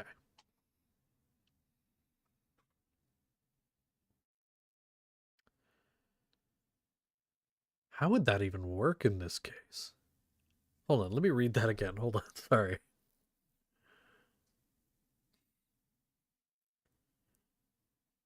Okay. I was trying to think of how to describe this because it is a thing that he could do technically, but how it happens is going to be really funky. He's going to attempt, because he does have a bonus action, so he could do this. So first off, he's going to attempt his strike on you, and if this hits, something might happen. Yeah, that's a 19 to hit. And damage-wise, that's going to be 9. So you take the strike. He's then going to, with his bonus action, he's going to attempt a grappling strike, which allows him as a bonus action to grapple. It's a maneuver from Battlemaster, which I've had no reason to use any of his maneuvers as of yet, but they're fun. Okay, Not so the expend squirrel that. grapple. Well, so that's what I'm gonna have to describe. So your face is in front of him. He is going to slice out at your face, and he cuts like a good gouge down your cheek, and begins to bleed.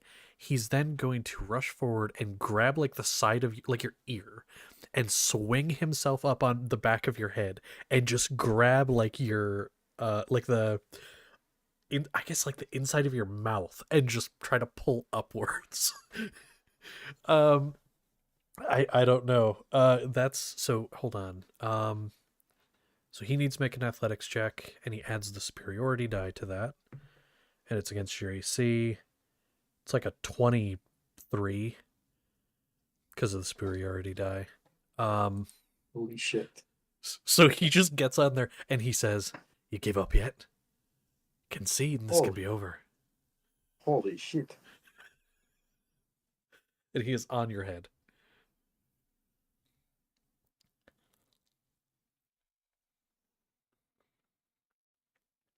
Okay. I have a question because I don't know how this would work in this sense. Yeah. Because this is some really weird shit. Yeah. He's small. Seth has his arms free, obviously. Yeah. What kind of like contested shit would it be if Seth tried to just rip him off? It would be the same as if we did any grapple. It would be in athletics versus athletics or acrobatics for you versus his athletics, which he'd have to roll. Well, then this is what Seth is doing. Okay. So you just try to grab him and chuck him off. Are you doing acrobatics or athletics? I think I know, but Acrobatics, of course.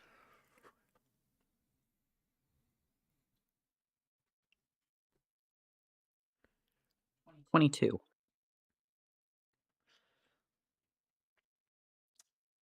you got a 23.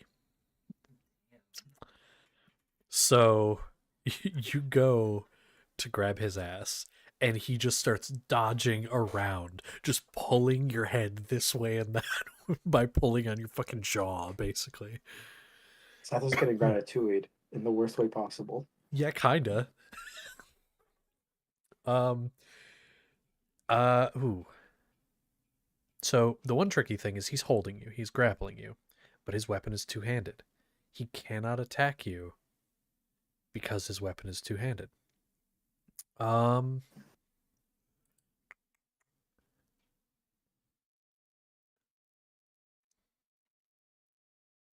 He is going, unless he can do this. Fuck it. He could still by rules, technically, he could still do the grapple, quote unquote, with one hand. So he's just gonna fucking punch you in the eye with the other. Okay, he tries to anyway. It's like a 7 total. So he doesn't quite like you see it coming. Like close your eye, but like he tries. He's just like give up. And you're just trying to like punch you in the face with his little squirrel fist, which does not hurt as bad as the sword. The sword hurts pretty bad, but like the little fist, it's not a lot. That's his turn, so it's up to you. We're kind of in a foresty area, yeah? Yes. Seth is going to back up against a tree. Okay. And if this hurts him, he doesn't give a shit. Okay. I don't really know how this would work. Well, so see, this is the weird thing. Grappling technically reduces your movement speed to 0. However, he's also a squirrel. So here's what I'm gonna say. I want you to roll. First off, pick even or odd. Odd. Okay. Roll. I'm gonna roll a d6, and if it is even, then you lose, and he makes you go in a random direction, away from a tree, by kind of ripping your head in that direction. And if it's an odd, then you run into a tree. So you chose odd. That was a 6.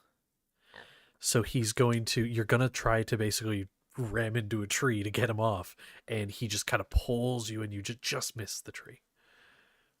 I would say that is your movement. That isn't any kind of action economy. What that would have done if you had succeeded is it would have given you advantage on the check to get him off. By the way, you're grappled. All it does is remove movement to 0, which, again, we're kind of being finicky with that here. You can still attack. Which we're doing. You just can't bite him because he's in a bad position for that.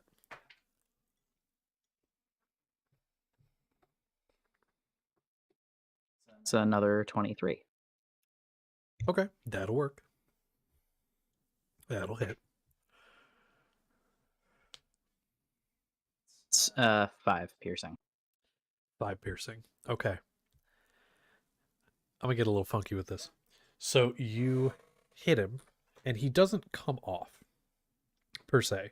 He is looking pretty bad. And you know that, though. You know he's looking bad because you hit him off your head, but he's still holding your top jaw. So he swings around in front of your face and just grabs onto your face. Nice hit. Done yet? Get the fuck off me. He's going to flurry of blows. Okay. No. And that's a natural. So a no and a natural one. Natural 20. Oh, natural 20. Okay. I will send picture if you want. I do not want a picture. I misheard you. Just roll the damage and then roll on the table.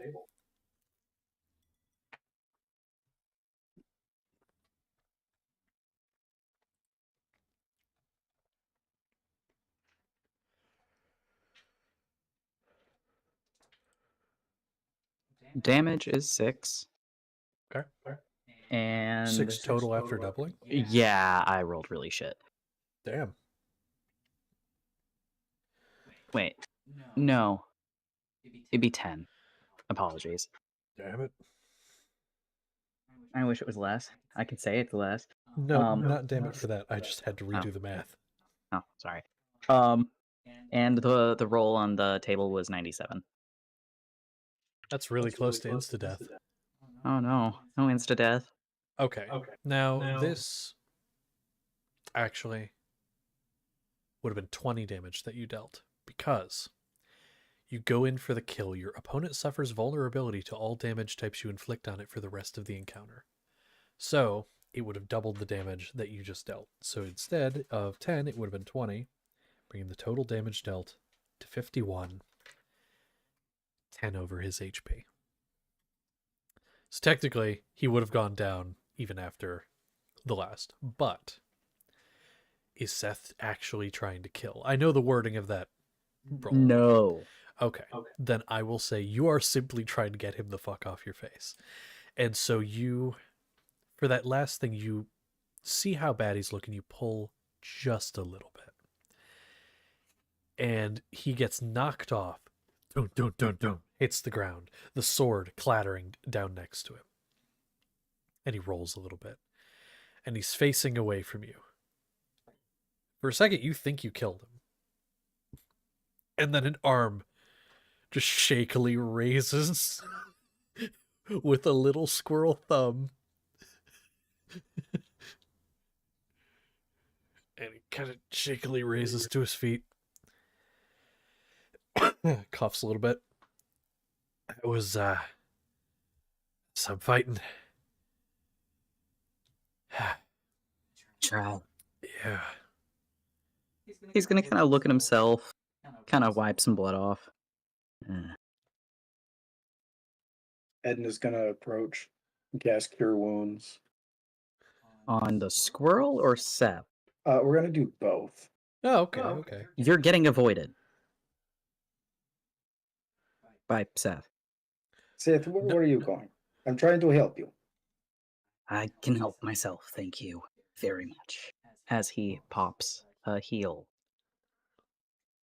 You know, I almost forgot you could do that. That's very interesting. Good for you. Anyways, squirrely friend, would you like a little bit of help? Feel a little better?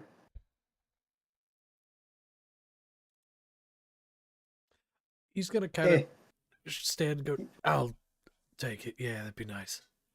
Here you go. Cast a Cure Wounds on him. Level 1. First level. Whatever the hell. Stands up a bit straighter. Thank you. And then how much ever that is, he will take. It's like a D4 plus something, I don't remember. Yeah. For this instance, doesn't matter too much, but for like how much it is, but definitely takes it. It is very appreciative. It's like, you're a very kind lady. Yes. I'm Edna. Who are you? Oh, call me Bubbles. Grandfather was Sir Bubbles, knighted by. Truthfully, I don't really remember, but I haven't quite gone on the task to be knighted yet. You fight like squirrel possessed. You had Seth on ropes. Had his face on the ropes. Very impressive. And Seth, we need to stop picking fights with squirrels. This is not going well for us.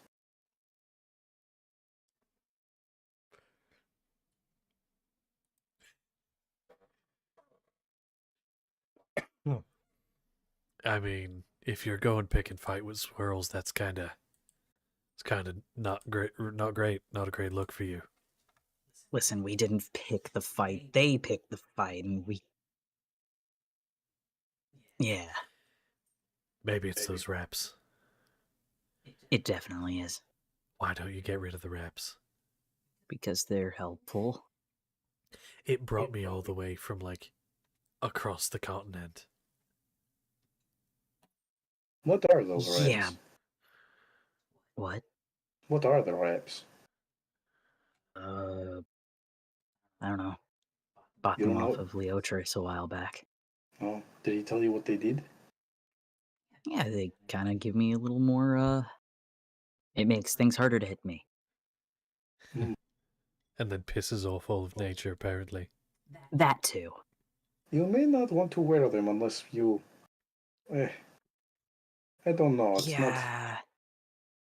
But if I take them off, I'd have to do the whole thing all over again, and it takes like an hour of focus, and it's not fun. We compare the hour of focus to animals trying to kill you. All the time, apparently. Eh. And it's your fight to take. I can't make the choice for you, but it's professional opinion. Not a good idea. I'll be fine. I highly doubt that, but you'll learn. Well, I beat the last 3. Yes, you did Right. beat the last 3. It only takes 1 to kill you, though. Well, so far it's mostly just been squirrels, so I think I'll be okay. If it stays as squirrels, you'll probably be fine. Anything much larger. If it's more than 2 squirrels. Well, squirrels and fish. But they're fish. We'll keep you out of the water. Anyway, Bubbles, what will you do now? Well, I got a long trek home, but other than that, not much. I might Well, just... you are welcome. You're welcome to stay here. At least for a night, or if you would like to come with us. We could use a squirrel of your power. I don't know. Got family back home. They might be missing me. I mean, I could stay for the night and see what happens. Stay for a few days. Travel with us a few days. Where are you headed? We're headed to Barnsley. Oh, Burnsley. Not quite I haven't on been your... there in a while. Yeah, not quite on your way back where you need to go, but, you know, better than roll alone for a couple days. True. Maybe I can hitch a ride on a train or something. Maybe it'll get me a little closer. That way I don't gotta fucking walk all the way. Would be helpful. Anyways, stay for a night. I'm going to get some sleep. Yeah, Seth, good idea. have fun with watch. Do not get attacked by more animals. And if you do, wake me up. Good night, Bubbles. It was a pleasure to meet you. A pleasure. You just want me to wake you so you can watch me get my ass kicked again, don't you? Unless you need help, then I'll help you. If there's No. more... In this case, The squirrel was talking. It was a very special circumstance. Sorry, Bubbles. Bubbles, his name. I apologize for not using it. Good night. And Edna's gonna go to bed. Okay. And Seth, unless there's something you'd like to do or more conversation you'd like to have with Bubbles, the rest of the night goes by without issue. Okay. Bubbles does snuggle up next to the fire. He pitches a little tiny tent and then I love ends him. up pitches this little tiny tent next to the fire and then eventually goes off to bed. Now, Seth, I think you know what's about to happen.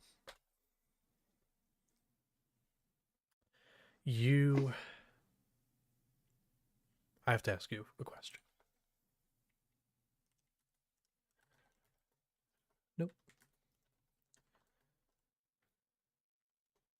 Like, I know the list and what they are, but I'm curious, do you care which first?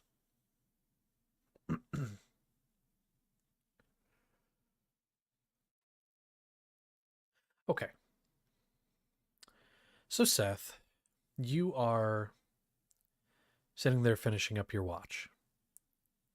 And you've taken a few steps away from the camp, just kind of doing a perimeter search as Edna, you'd watch kind of do, and you'd followed along the one night, the fateful night. You've been popping those heals pretty often. And those heals they're good and they're helpful, but they take a toll. After doing it so many times, something happens. Finishing up your watch, it's getting near the beginning of the day, and you start to get this really intense headache. Like, it feels like your head is splitting open, but it's not even, it's so bad that you want to scream, but it's to the point where it's so white hot you can't. And it starts to move. It feels like it's worming its way through your head. And then into your face. Just below the eyes. Feels like your skin is tearing open. And you just close your eyes. It's so intense. You can't, your mouth is just stuck in this open mouth scream, but nothing coming out. And when you open your eyes, your vision is so strange. You see clear. But it's odd. When you close your eyes, you can still see. You kind of start to bring your hand up to your face, and just below your eyes, on each side, there are two other eyes. One additional eye on each side. And you're trying to figure out what's going on there, and you can see through them. The vision's a bit red tinted right now because of the blood of your face tearing open to make room. But it takes you a few minutes and you're trying to figure out how and why, and stuff like this has happened before. But it was usually like your legs due to them being cut off. Something like this is new. And then you're just left with this dull ache that eventually fades. Still a little bit of a headache, but it's odd.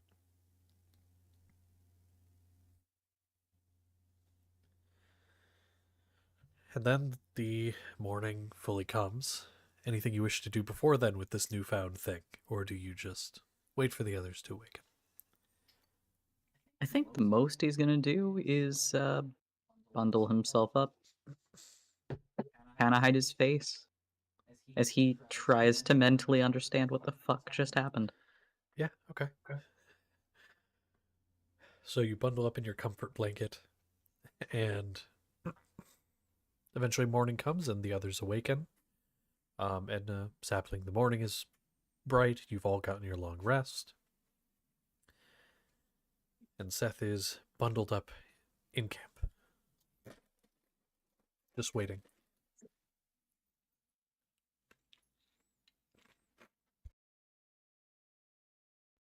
So, the morning is yours. Anything any of you would like to do? Well, Seth is hiding his face, so that'll get commented on later. But there is a squirrel with a tiny squirrel tent. Yes. The other two understand why there's a squirrel with a tiny squirrel tent.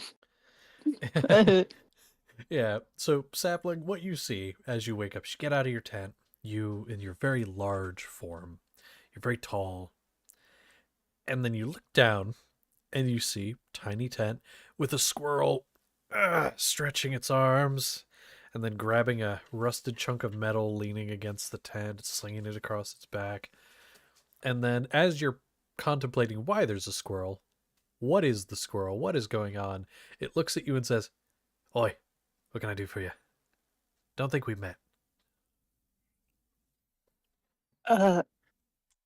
No, certainly not. What? Yeah, name's Bubbles. Fought your friend over there, points to Seth. Good fight. That wasn't a dream. Okay. You can talk. That's pretty interesting. Yeah, I can talk cat most squirrels. Yeah. Yeah, most of them can't. Ah. Well, maybe you just don't speak the language. Well, I literally can.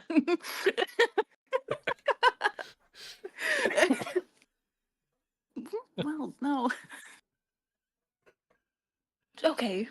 Squirrels can speak. Mhm. Usually not common.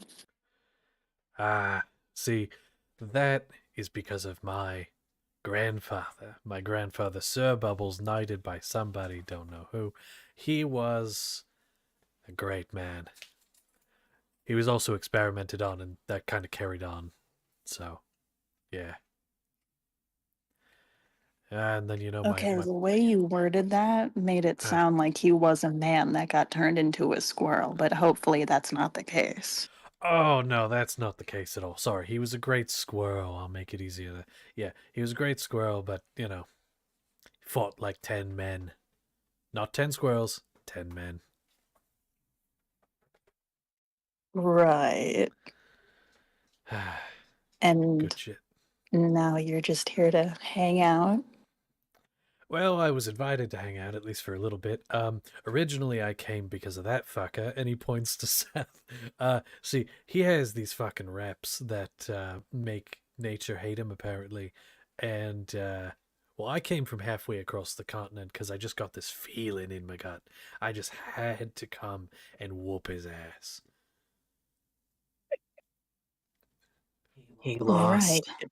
Barely. by quite a bit. He So definitely did animals lose. just hate you. Well, he definitely did lose. Seth, he put up more of a fight than you probably should have let him. It's only No because I let offense. him. It was very comical. Bubbles was hanging off of Seth's face. If you look at Seth's face, there should be Listen. deep gash from the sword of Bubbles. Yeah, is that why you're hiding your face? Because of the gash I gave you? Sure. Nothing to be ashamed of. It'll scar. It'll look nice. Well, no, it won't. It's gone by now. Oh. Damn you. Oh, and yes, your the healing. healing. If it's gone by now, what are you hiding? Yes, good question. What are you It's hiding? cold.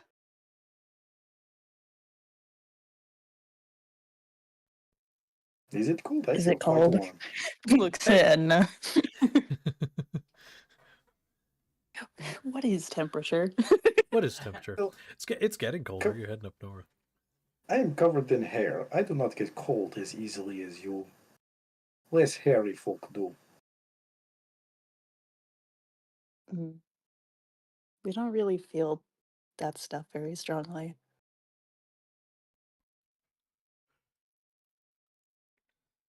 So stay bundled up as much as you like, Seth. Keep the cold away.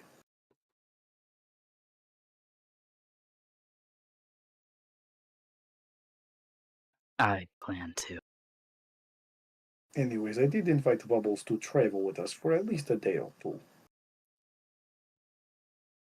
If that is That's okay. that's nice. I'm gonna look down at him, at Bubbles. You're very small. Are you You're gonna very need a large. ride? I mean, I don't need a ride per se. It depends on how fast you're moving. I've got a ride of my own. Oh, we're Cool. going pretty fast. We're in a rush. All right. He's gonna give a whistle, and out of the tree line is going to come a tortoiseshell cat, What the fuck? and he's gonna hop on its back. All right. I'm ready whenever you are. I Have you don't know picked if up you'll camp? keep up with that. We'll find out. And if I need a ride, well, you have a very large friend there. I'm looking up at Sapling. I'm sure you wouldn't mind. Maybe your cat will get along with our cat. You have a cat? Yeah. We have a cat? Where is that thing? We also have a ferret thing. I don't know A what it is. ferret? Why have I not been introduced? I'm gonna pull my cat out of my hammer space. I'm pulling out bait from probably Seth's backpack. Yeah. I don't think I have an apron anymore, so I don't know where I've been putting the cat. The cat is in a Schrodinger's place somewhere. Yes, exactly. Unless you left it This within is the pocket no, dimension before. no. I left my other cat in No, no, no, there. no. Oh, okay. You should have left your other cat in there, because then he would have had at least a little company. That would be very nice, but I mean, I don't know. I don't think so. to be fair, the other cat does have company. It's just a robot who randomly appeared. Yeah, It he'll was be also shut down. Well, yeah, but like he's there and can be talked to. He may just not fine. respond. He can be talked at. Seedling is turning into fucking Pinky and Party of One. Yeah. But yeah, gonna pull the cat out of hammer space and introduce the cat to the other cat. This you know. is what was it? The Mhm. Sprout or something? This tortoiseshell that Bubbles is atop gives kind of like a sniff at the other cat. And they seem to like there's no hissing or anything, so they seem to get along as much as cats can with each other. And Bubbles is like, this one here. I don't ever think I actually named her.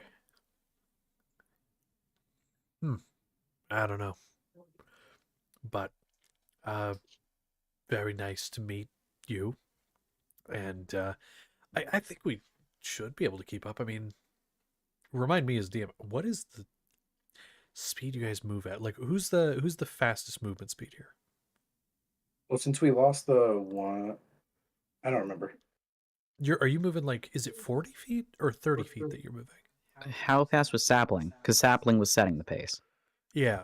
I mean, my movement is 40, but I don't know if Edna can move that fast, other than being a furry. Well, when I she can wild was, shape. I can wild shape for a couple hours. We can do the fast movement for a couple hours, We were also doing stuff with like the tent, and people were living in the. Maybe we weren't doing Oh. that. I don't remember what we were doing. You guys kind of were during some of it, but not all of it. I would say actually, because I was just trying to figure out like if Bubbles actually could keep up with the cat. Cats have a 40-foot movement speed. What the So fuck? actually, yes. That's Wow. fucking wild. And a 30-foot climb speed. That's huge. 40 fucking feet. Yeah. Cats I'm are pretty fast sure as bears also fuck. have that fast. So bears are as Yeah. fast as cats. I'm still faster than all you fuckers. We Turn don't into know a if that's your bird. deal. Okay. Well, in that case, there's that. Anything you I guys could want be to do faster, but I'm before... not using my spell slots to be faster. Fair. Okay. Anything you guys want to do otherwise before you keep moving? No? No. Okay. Well, with that, you guys get back on the road. Who wants to, or actually, so it was Seth and Edna, so Sapling, it'd be up to you to do a perception check. Perception. I'll use my special vomit die. That is a...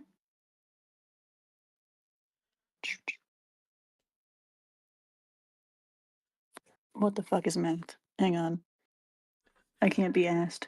I never would Calculator. know. Tell me. 23. Hell yeah. Okay. And so, keeping an eye out as you continue down the path with your new companion, Bubbles, atop his trusty steed, he seems to just be trucking along next to you guys, keeping pace. As for the surrounding area, it is starting. Okay, you're still too far to see that. It's getting colder.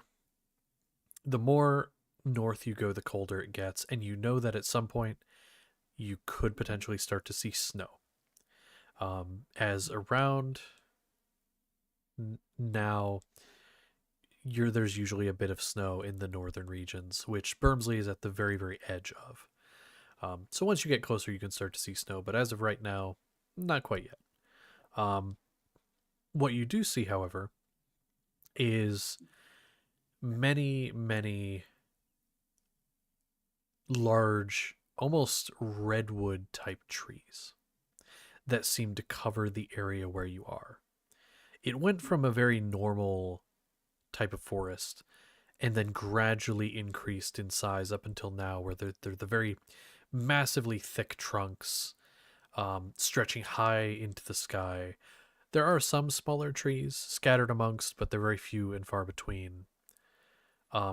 This path, you get the idea that this path that you are treading on in this area was potentially carved out manually. The trees actually uprooted and moved, because there's no way that this path could have been a natural one at any point in time, with the trees being as thick as they are. But as far as any danger, it seems clear. You have not seen any signs of the group that assaulted you the one night. You have not seen any sign of them since you left. What you do notice is, as you're going, that connection that you had that one night, Sapling, the feeling of closeness towards a goal, you know inherently, while there is no connection fully made, you are essentially told it is within the tree line, and you almost feel you know the exact direction from where you currently are to get to where you'd want to go. But again, we're continuing forward. But it's not directly on the path. It is off the path. That's earlier in the day that you get that information. But all in all, the trek is uneventful. Any conversations you wish to have? Anything you wish to do on the trip?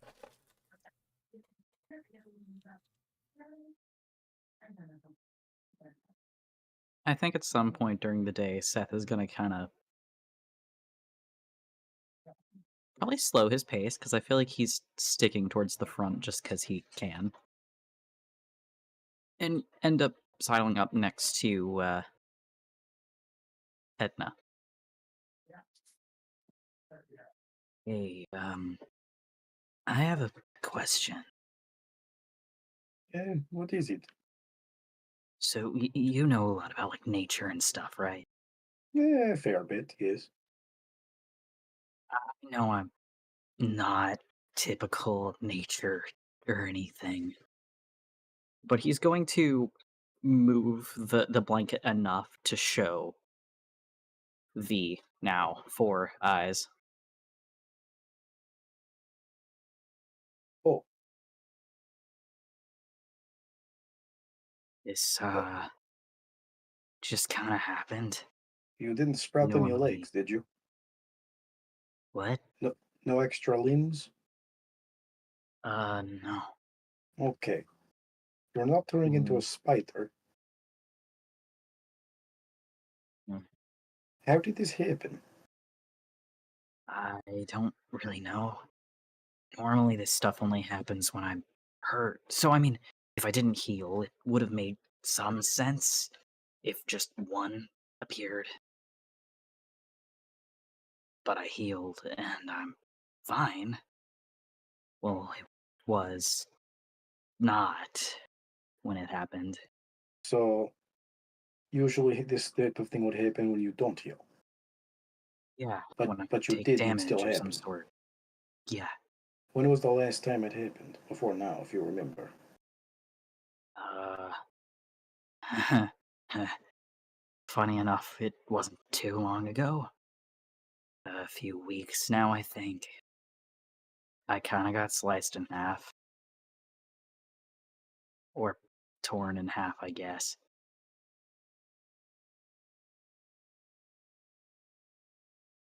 So, my entire lower body kinda had to reheal itself. You said it yourself when you first asked. You are not typical of nature. I do not believe my expertise will be helpful here, but I do appreciate you telling me.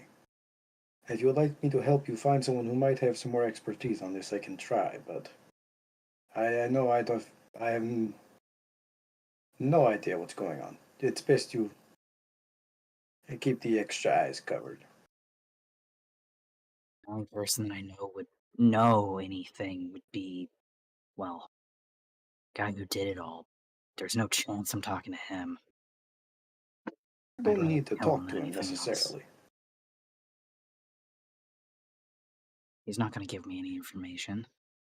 People He just, like people like him tend to take very detailed notes. You don't need to talk to him necessarily to get the information. I, I guess I could try to find his stuff, but I couldn't do that myself. Yeah, who said you were doing it yourself? Or by yourself? Yeah, true.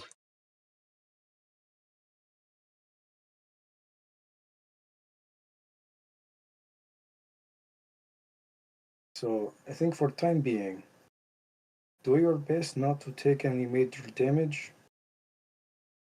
And if this has anything to do with your healing ability, it might be best to not use it. That's like asking me to stop doing something second nature. I Well, understand, first but if nature, I just do it automatically, like on purpose, but without thought. I understand. If you can, try. If you can't, it's your nature, as you said. If it's something you can't stop, then don't stop it.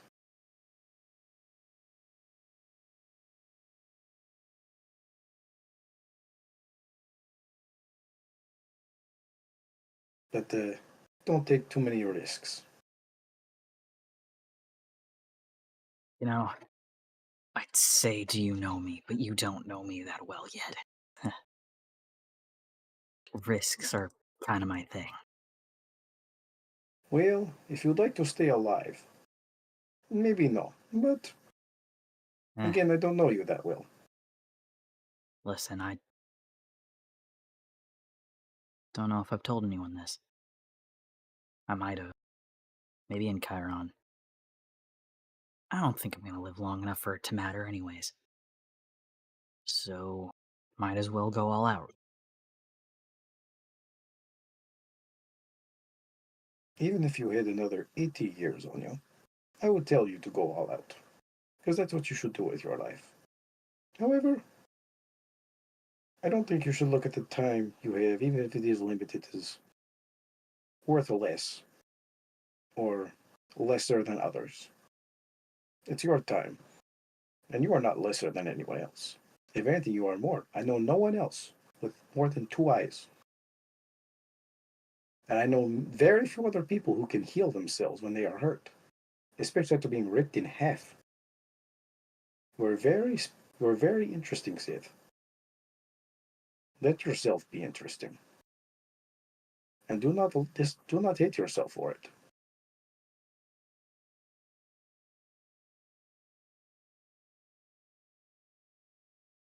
I All these things, they were not your decision. I don't think anything that happened to you was your choice. But it's what you have. So don't end that hatred at yourself, if you do. I can't tell.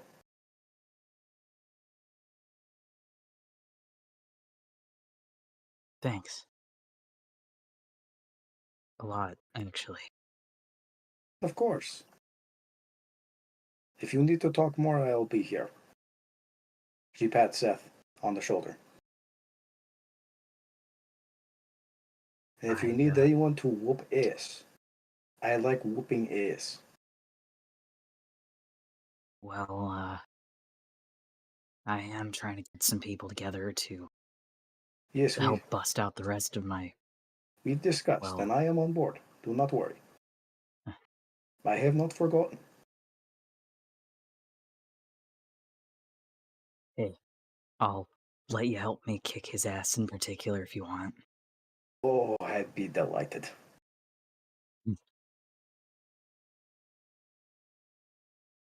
Anyways, we have a lot of walking to get to, so let's get to that. Let your Yeah. thoughts do what they must, and feel your feelings as we walk.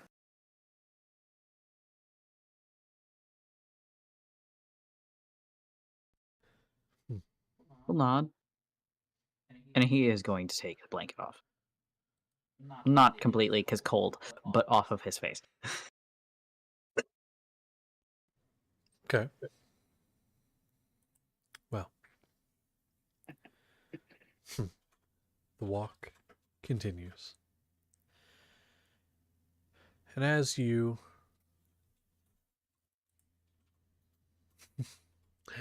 continue, you see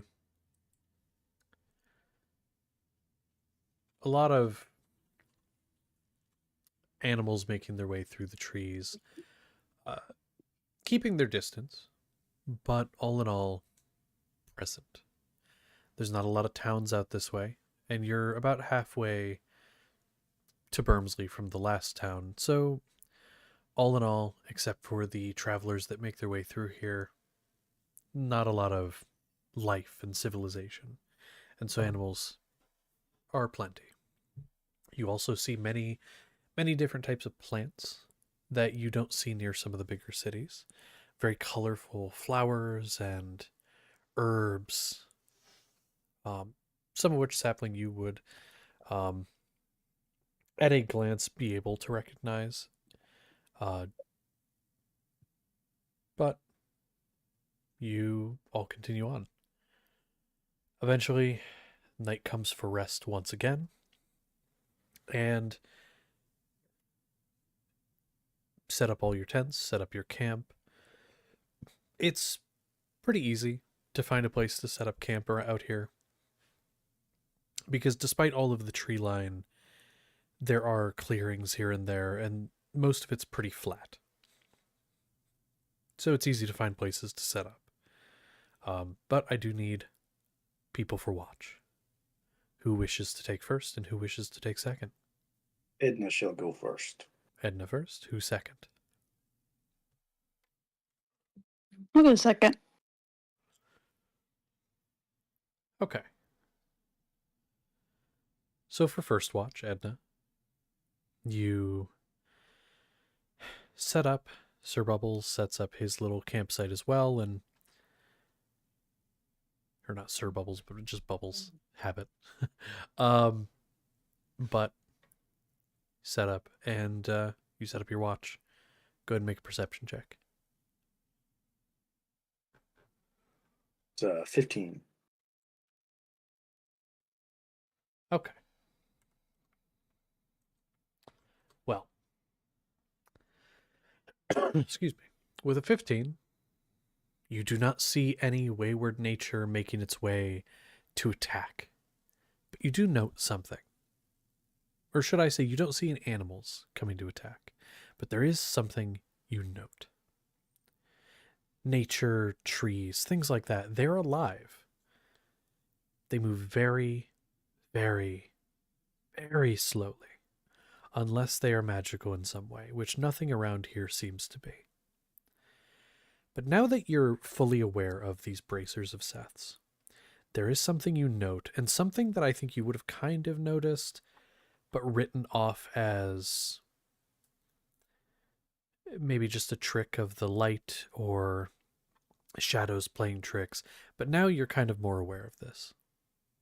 It isn't just the animals that seem to reach and go for Seth. Even the trees themselves bend and twist ever so slowly. It's never enough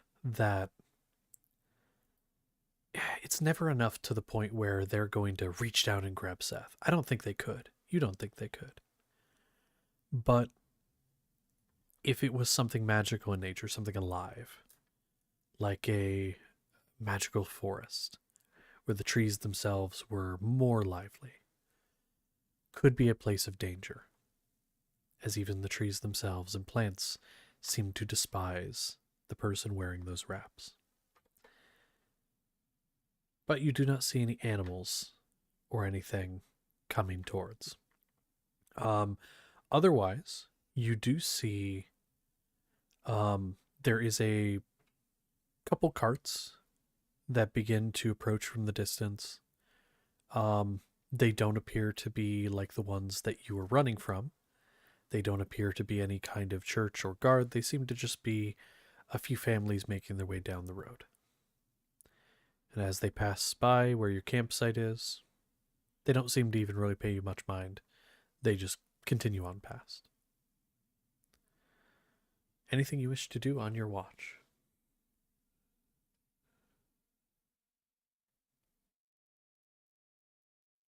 No, not really. Okay. Then your watch ends, and you go off and get Sapling. Sapling, you are awoken by Edna, as it is time for watch. Your turn. I'm sleeping. What did you say? It is your turn now. I'm sleeping. And then is gonna fall to the ground and sleep.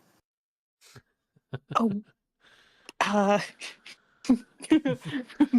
Poker. Would you mind just a very quick chat before you sleep? You know what they say about poking the bear? Sorry. Yeah, we can chat, we can chat. I'm being difficult. And no, stand up. What is it? Well, question for you, actually. Did Encheiron tell you anything about us and our nature? Kind of gesturing to the self to be like, not the whole party, just us. You have 4 legs? I do not know. No, I was not told of anything. Well, hmm, how to put it? So,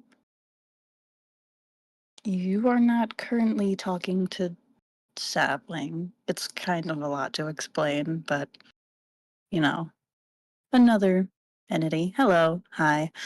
Um, So and you are not the person. You are not what was born in that body. You are something else. correct. Eh, Um, weird. don't usually tell people that, but the others know. We kind of assume that Big Mouth already told you, so you might as well know if you're going to be joining us. We don't Big mouth, usually. huh? I've not actually measured his mouth. Is it big? Did you measure? No. That is a bold statement, then. Anyways, continue. It's a metaphor, but Oh, I know. Don't worry. anyway, it just seemed like something you should know. And to clarify, we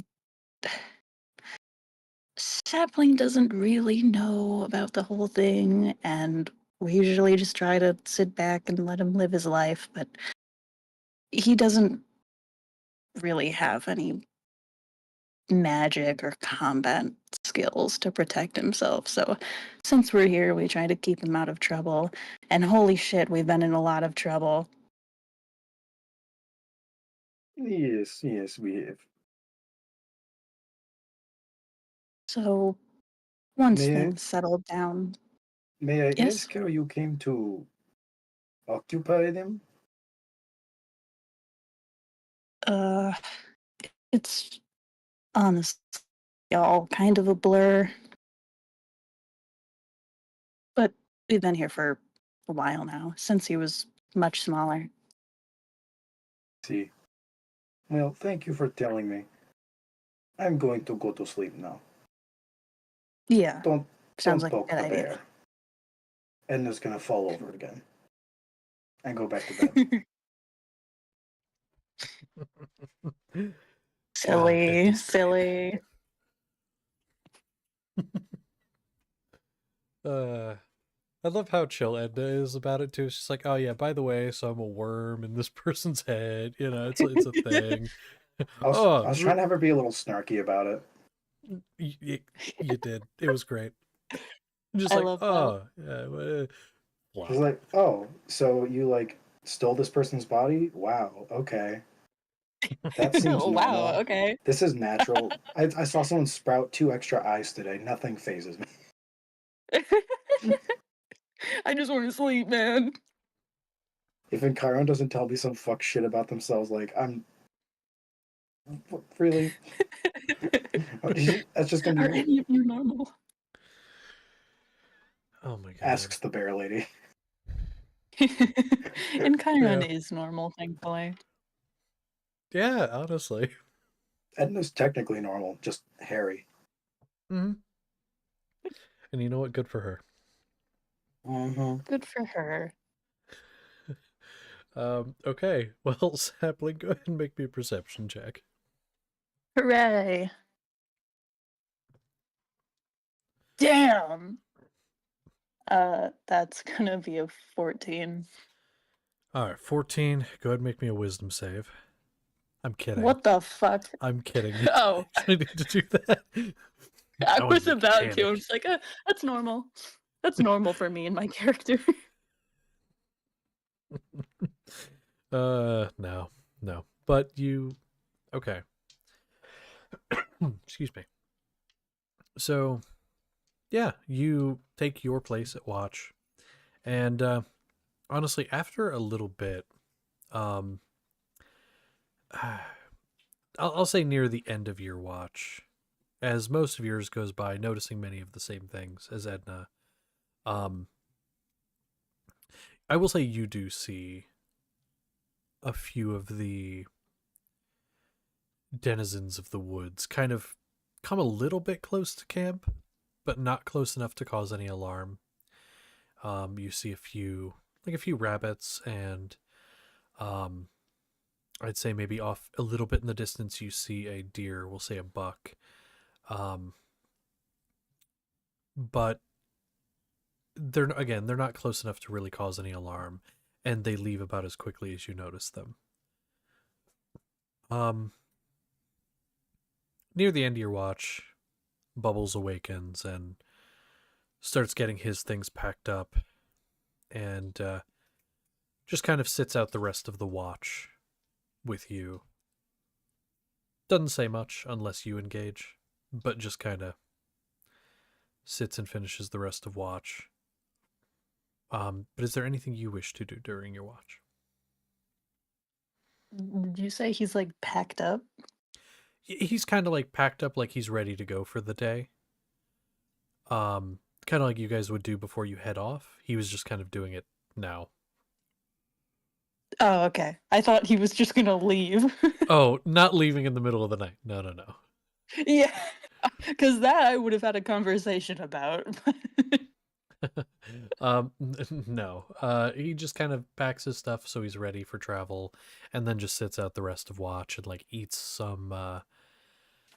I'll say he like has some basically trail mix, just like nibbles on some like nuts and dried berries and stuff. An early riser. Good for him. Good for him. Yeah. Does some push-ups, just like his grandpappy used to do. Just kind of keep glancing at him like, why the fuck is this squirrel the way that it is? Dude's fucking jacked too. Like, like for a squirrel, jacked as fuck. But yeah, I just can't with this fucking character because he's like the original Sir Bubbles from Campaign 1. Some of you may remember. He was such a joke. He was a joke, but he was badass as fuck. He became amazing. And then and he was there for such a short amount of time, but he was so iconic. And then now I'm just like, oh, I'll bring this guy in like a descendant, and I fucking can't. I fucking can't with it. Oh my god. What just Okay, happened with anyway. Bubbles? Oh no, he cracks me up. It just the whole concept of him cracks me up. But he yeah, so you finish the rest of your watch. And yeah. I'll say right before time, when most everyone else would be waking, you and Bubbles are sitting there, and you hear a twig snap off to the right.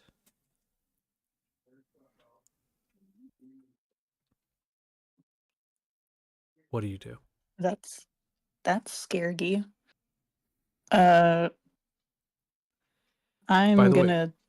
when you look with your roll from before, you do not see anything. Yeah, that makes sense.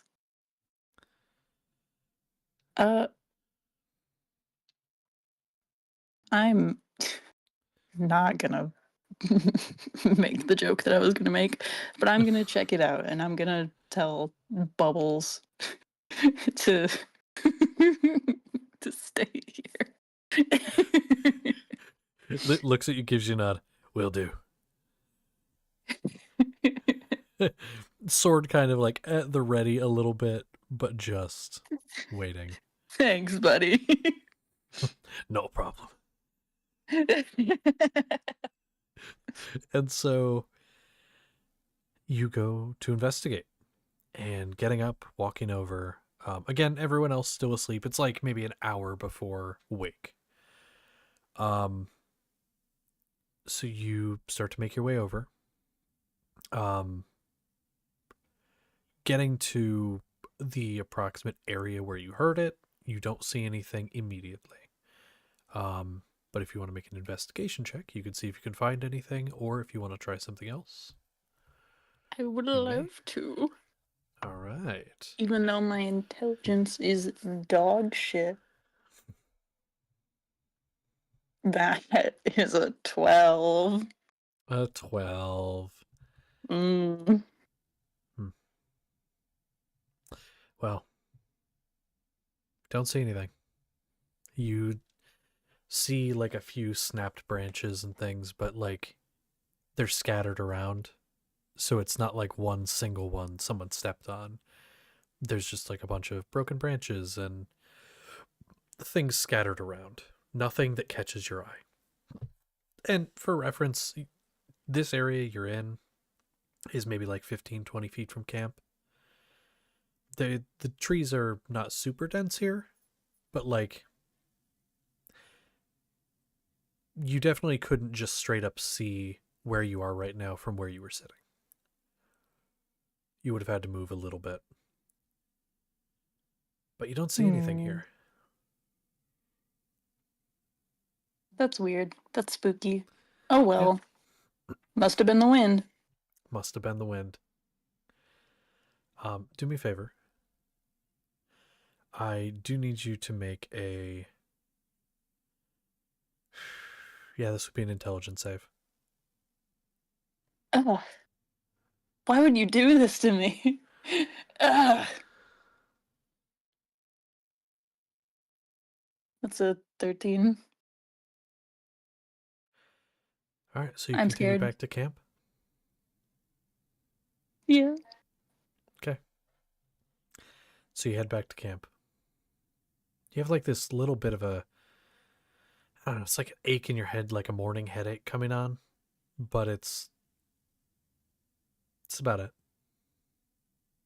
This is supposed to happen to the horse.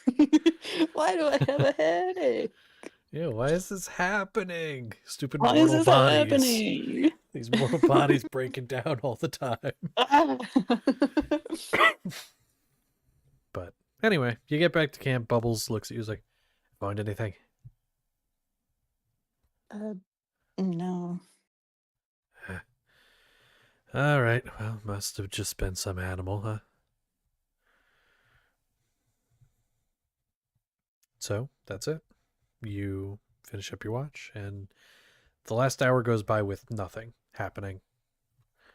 And yeah, the rest of you wake, rested and wakeful, and a little bit chillier than the night before. But yeah.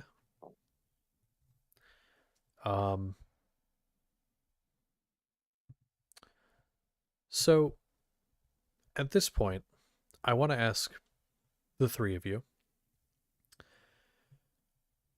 for this travel, the remaining 3 days? Hold on, because you did... Doing math, sorry. No, because it was a week, so you have like 5 days left. We could do this song and dance of day... Morning, day, night for 5 more days. Or we could end a little early, be half an hour early, and we could then next session start with you guys arriving to your destination.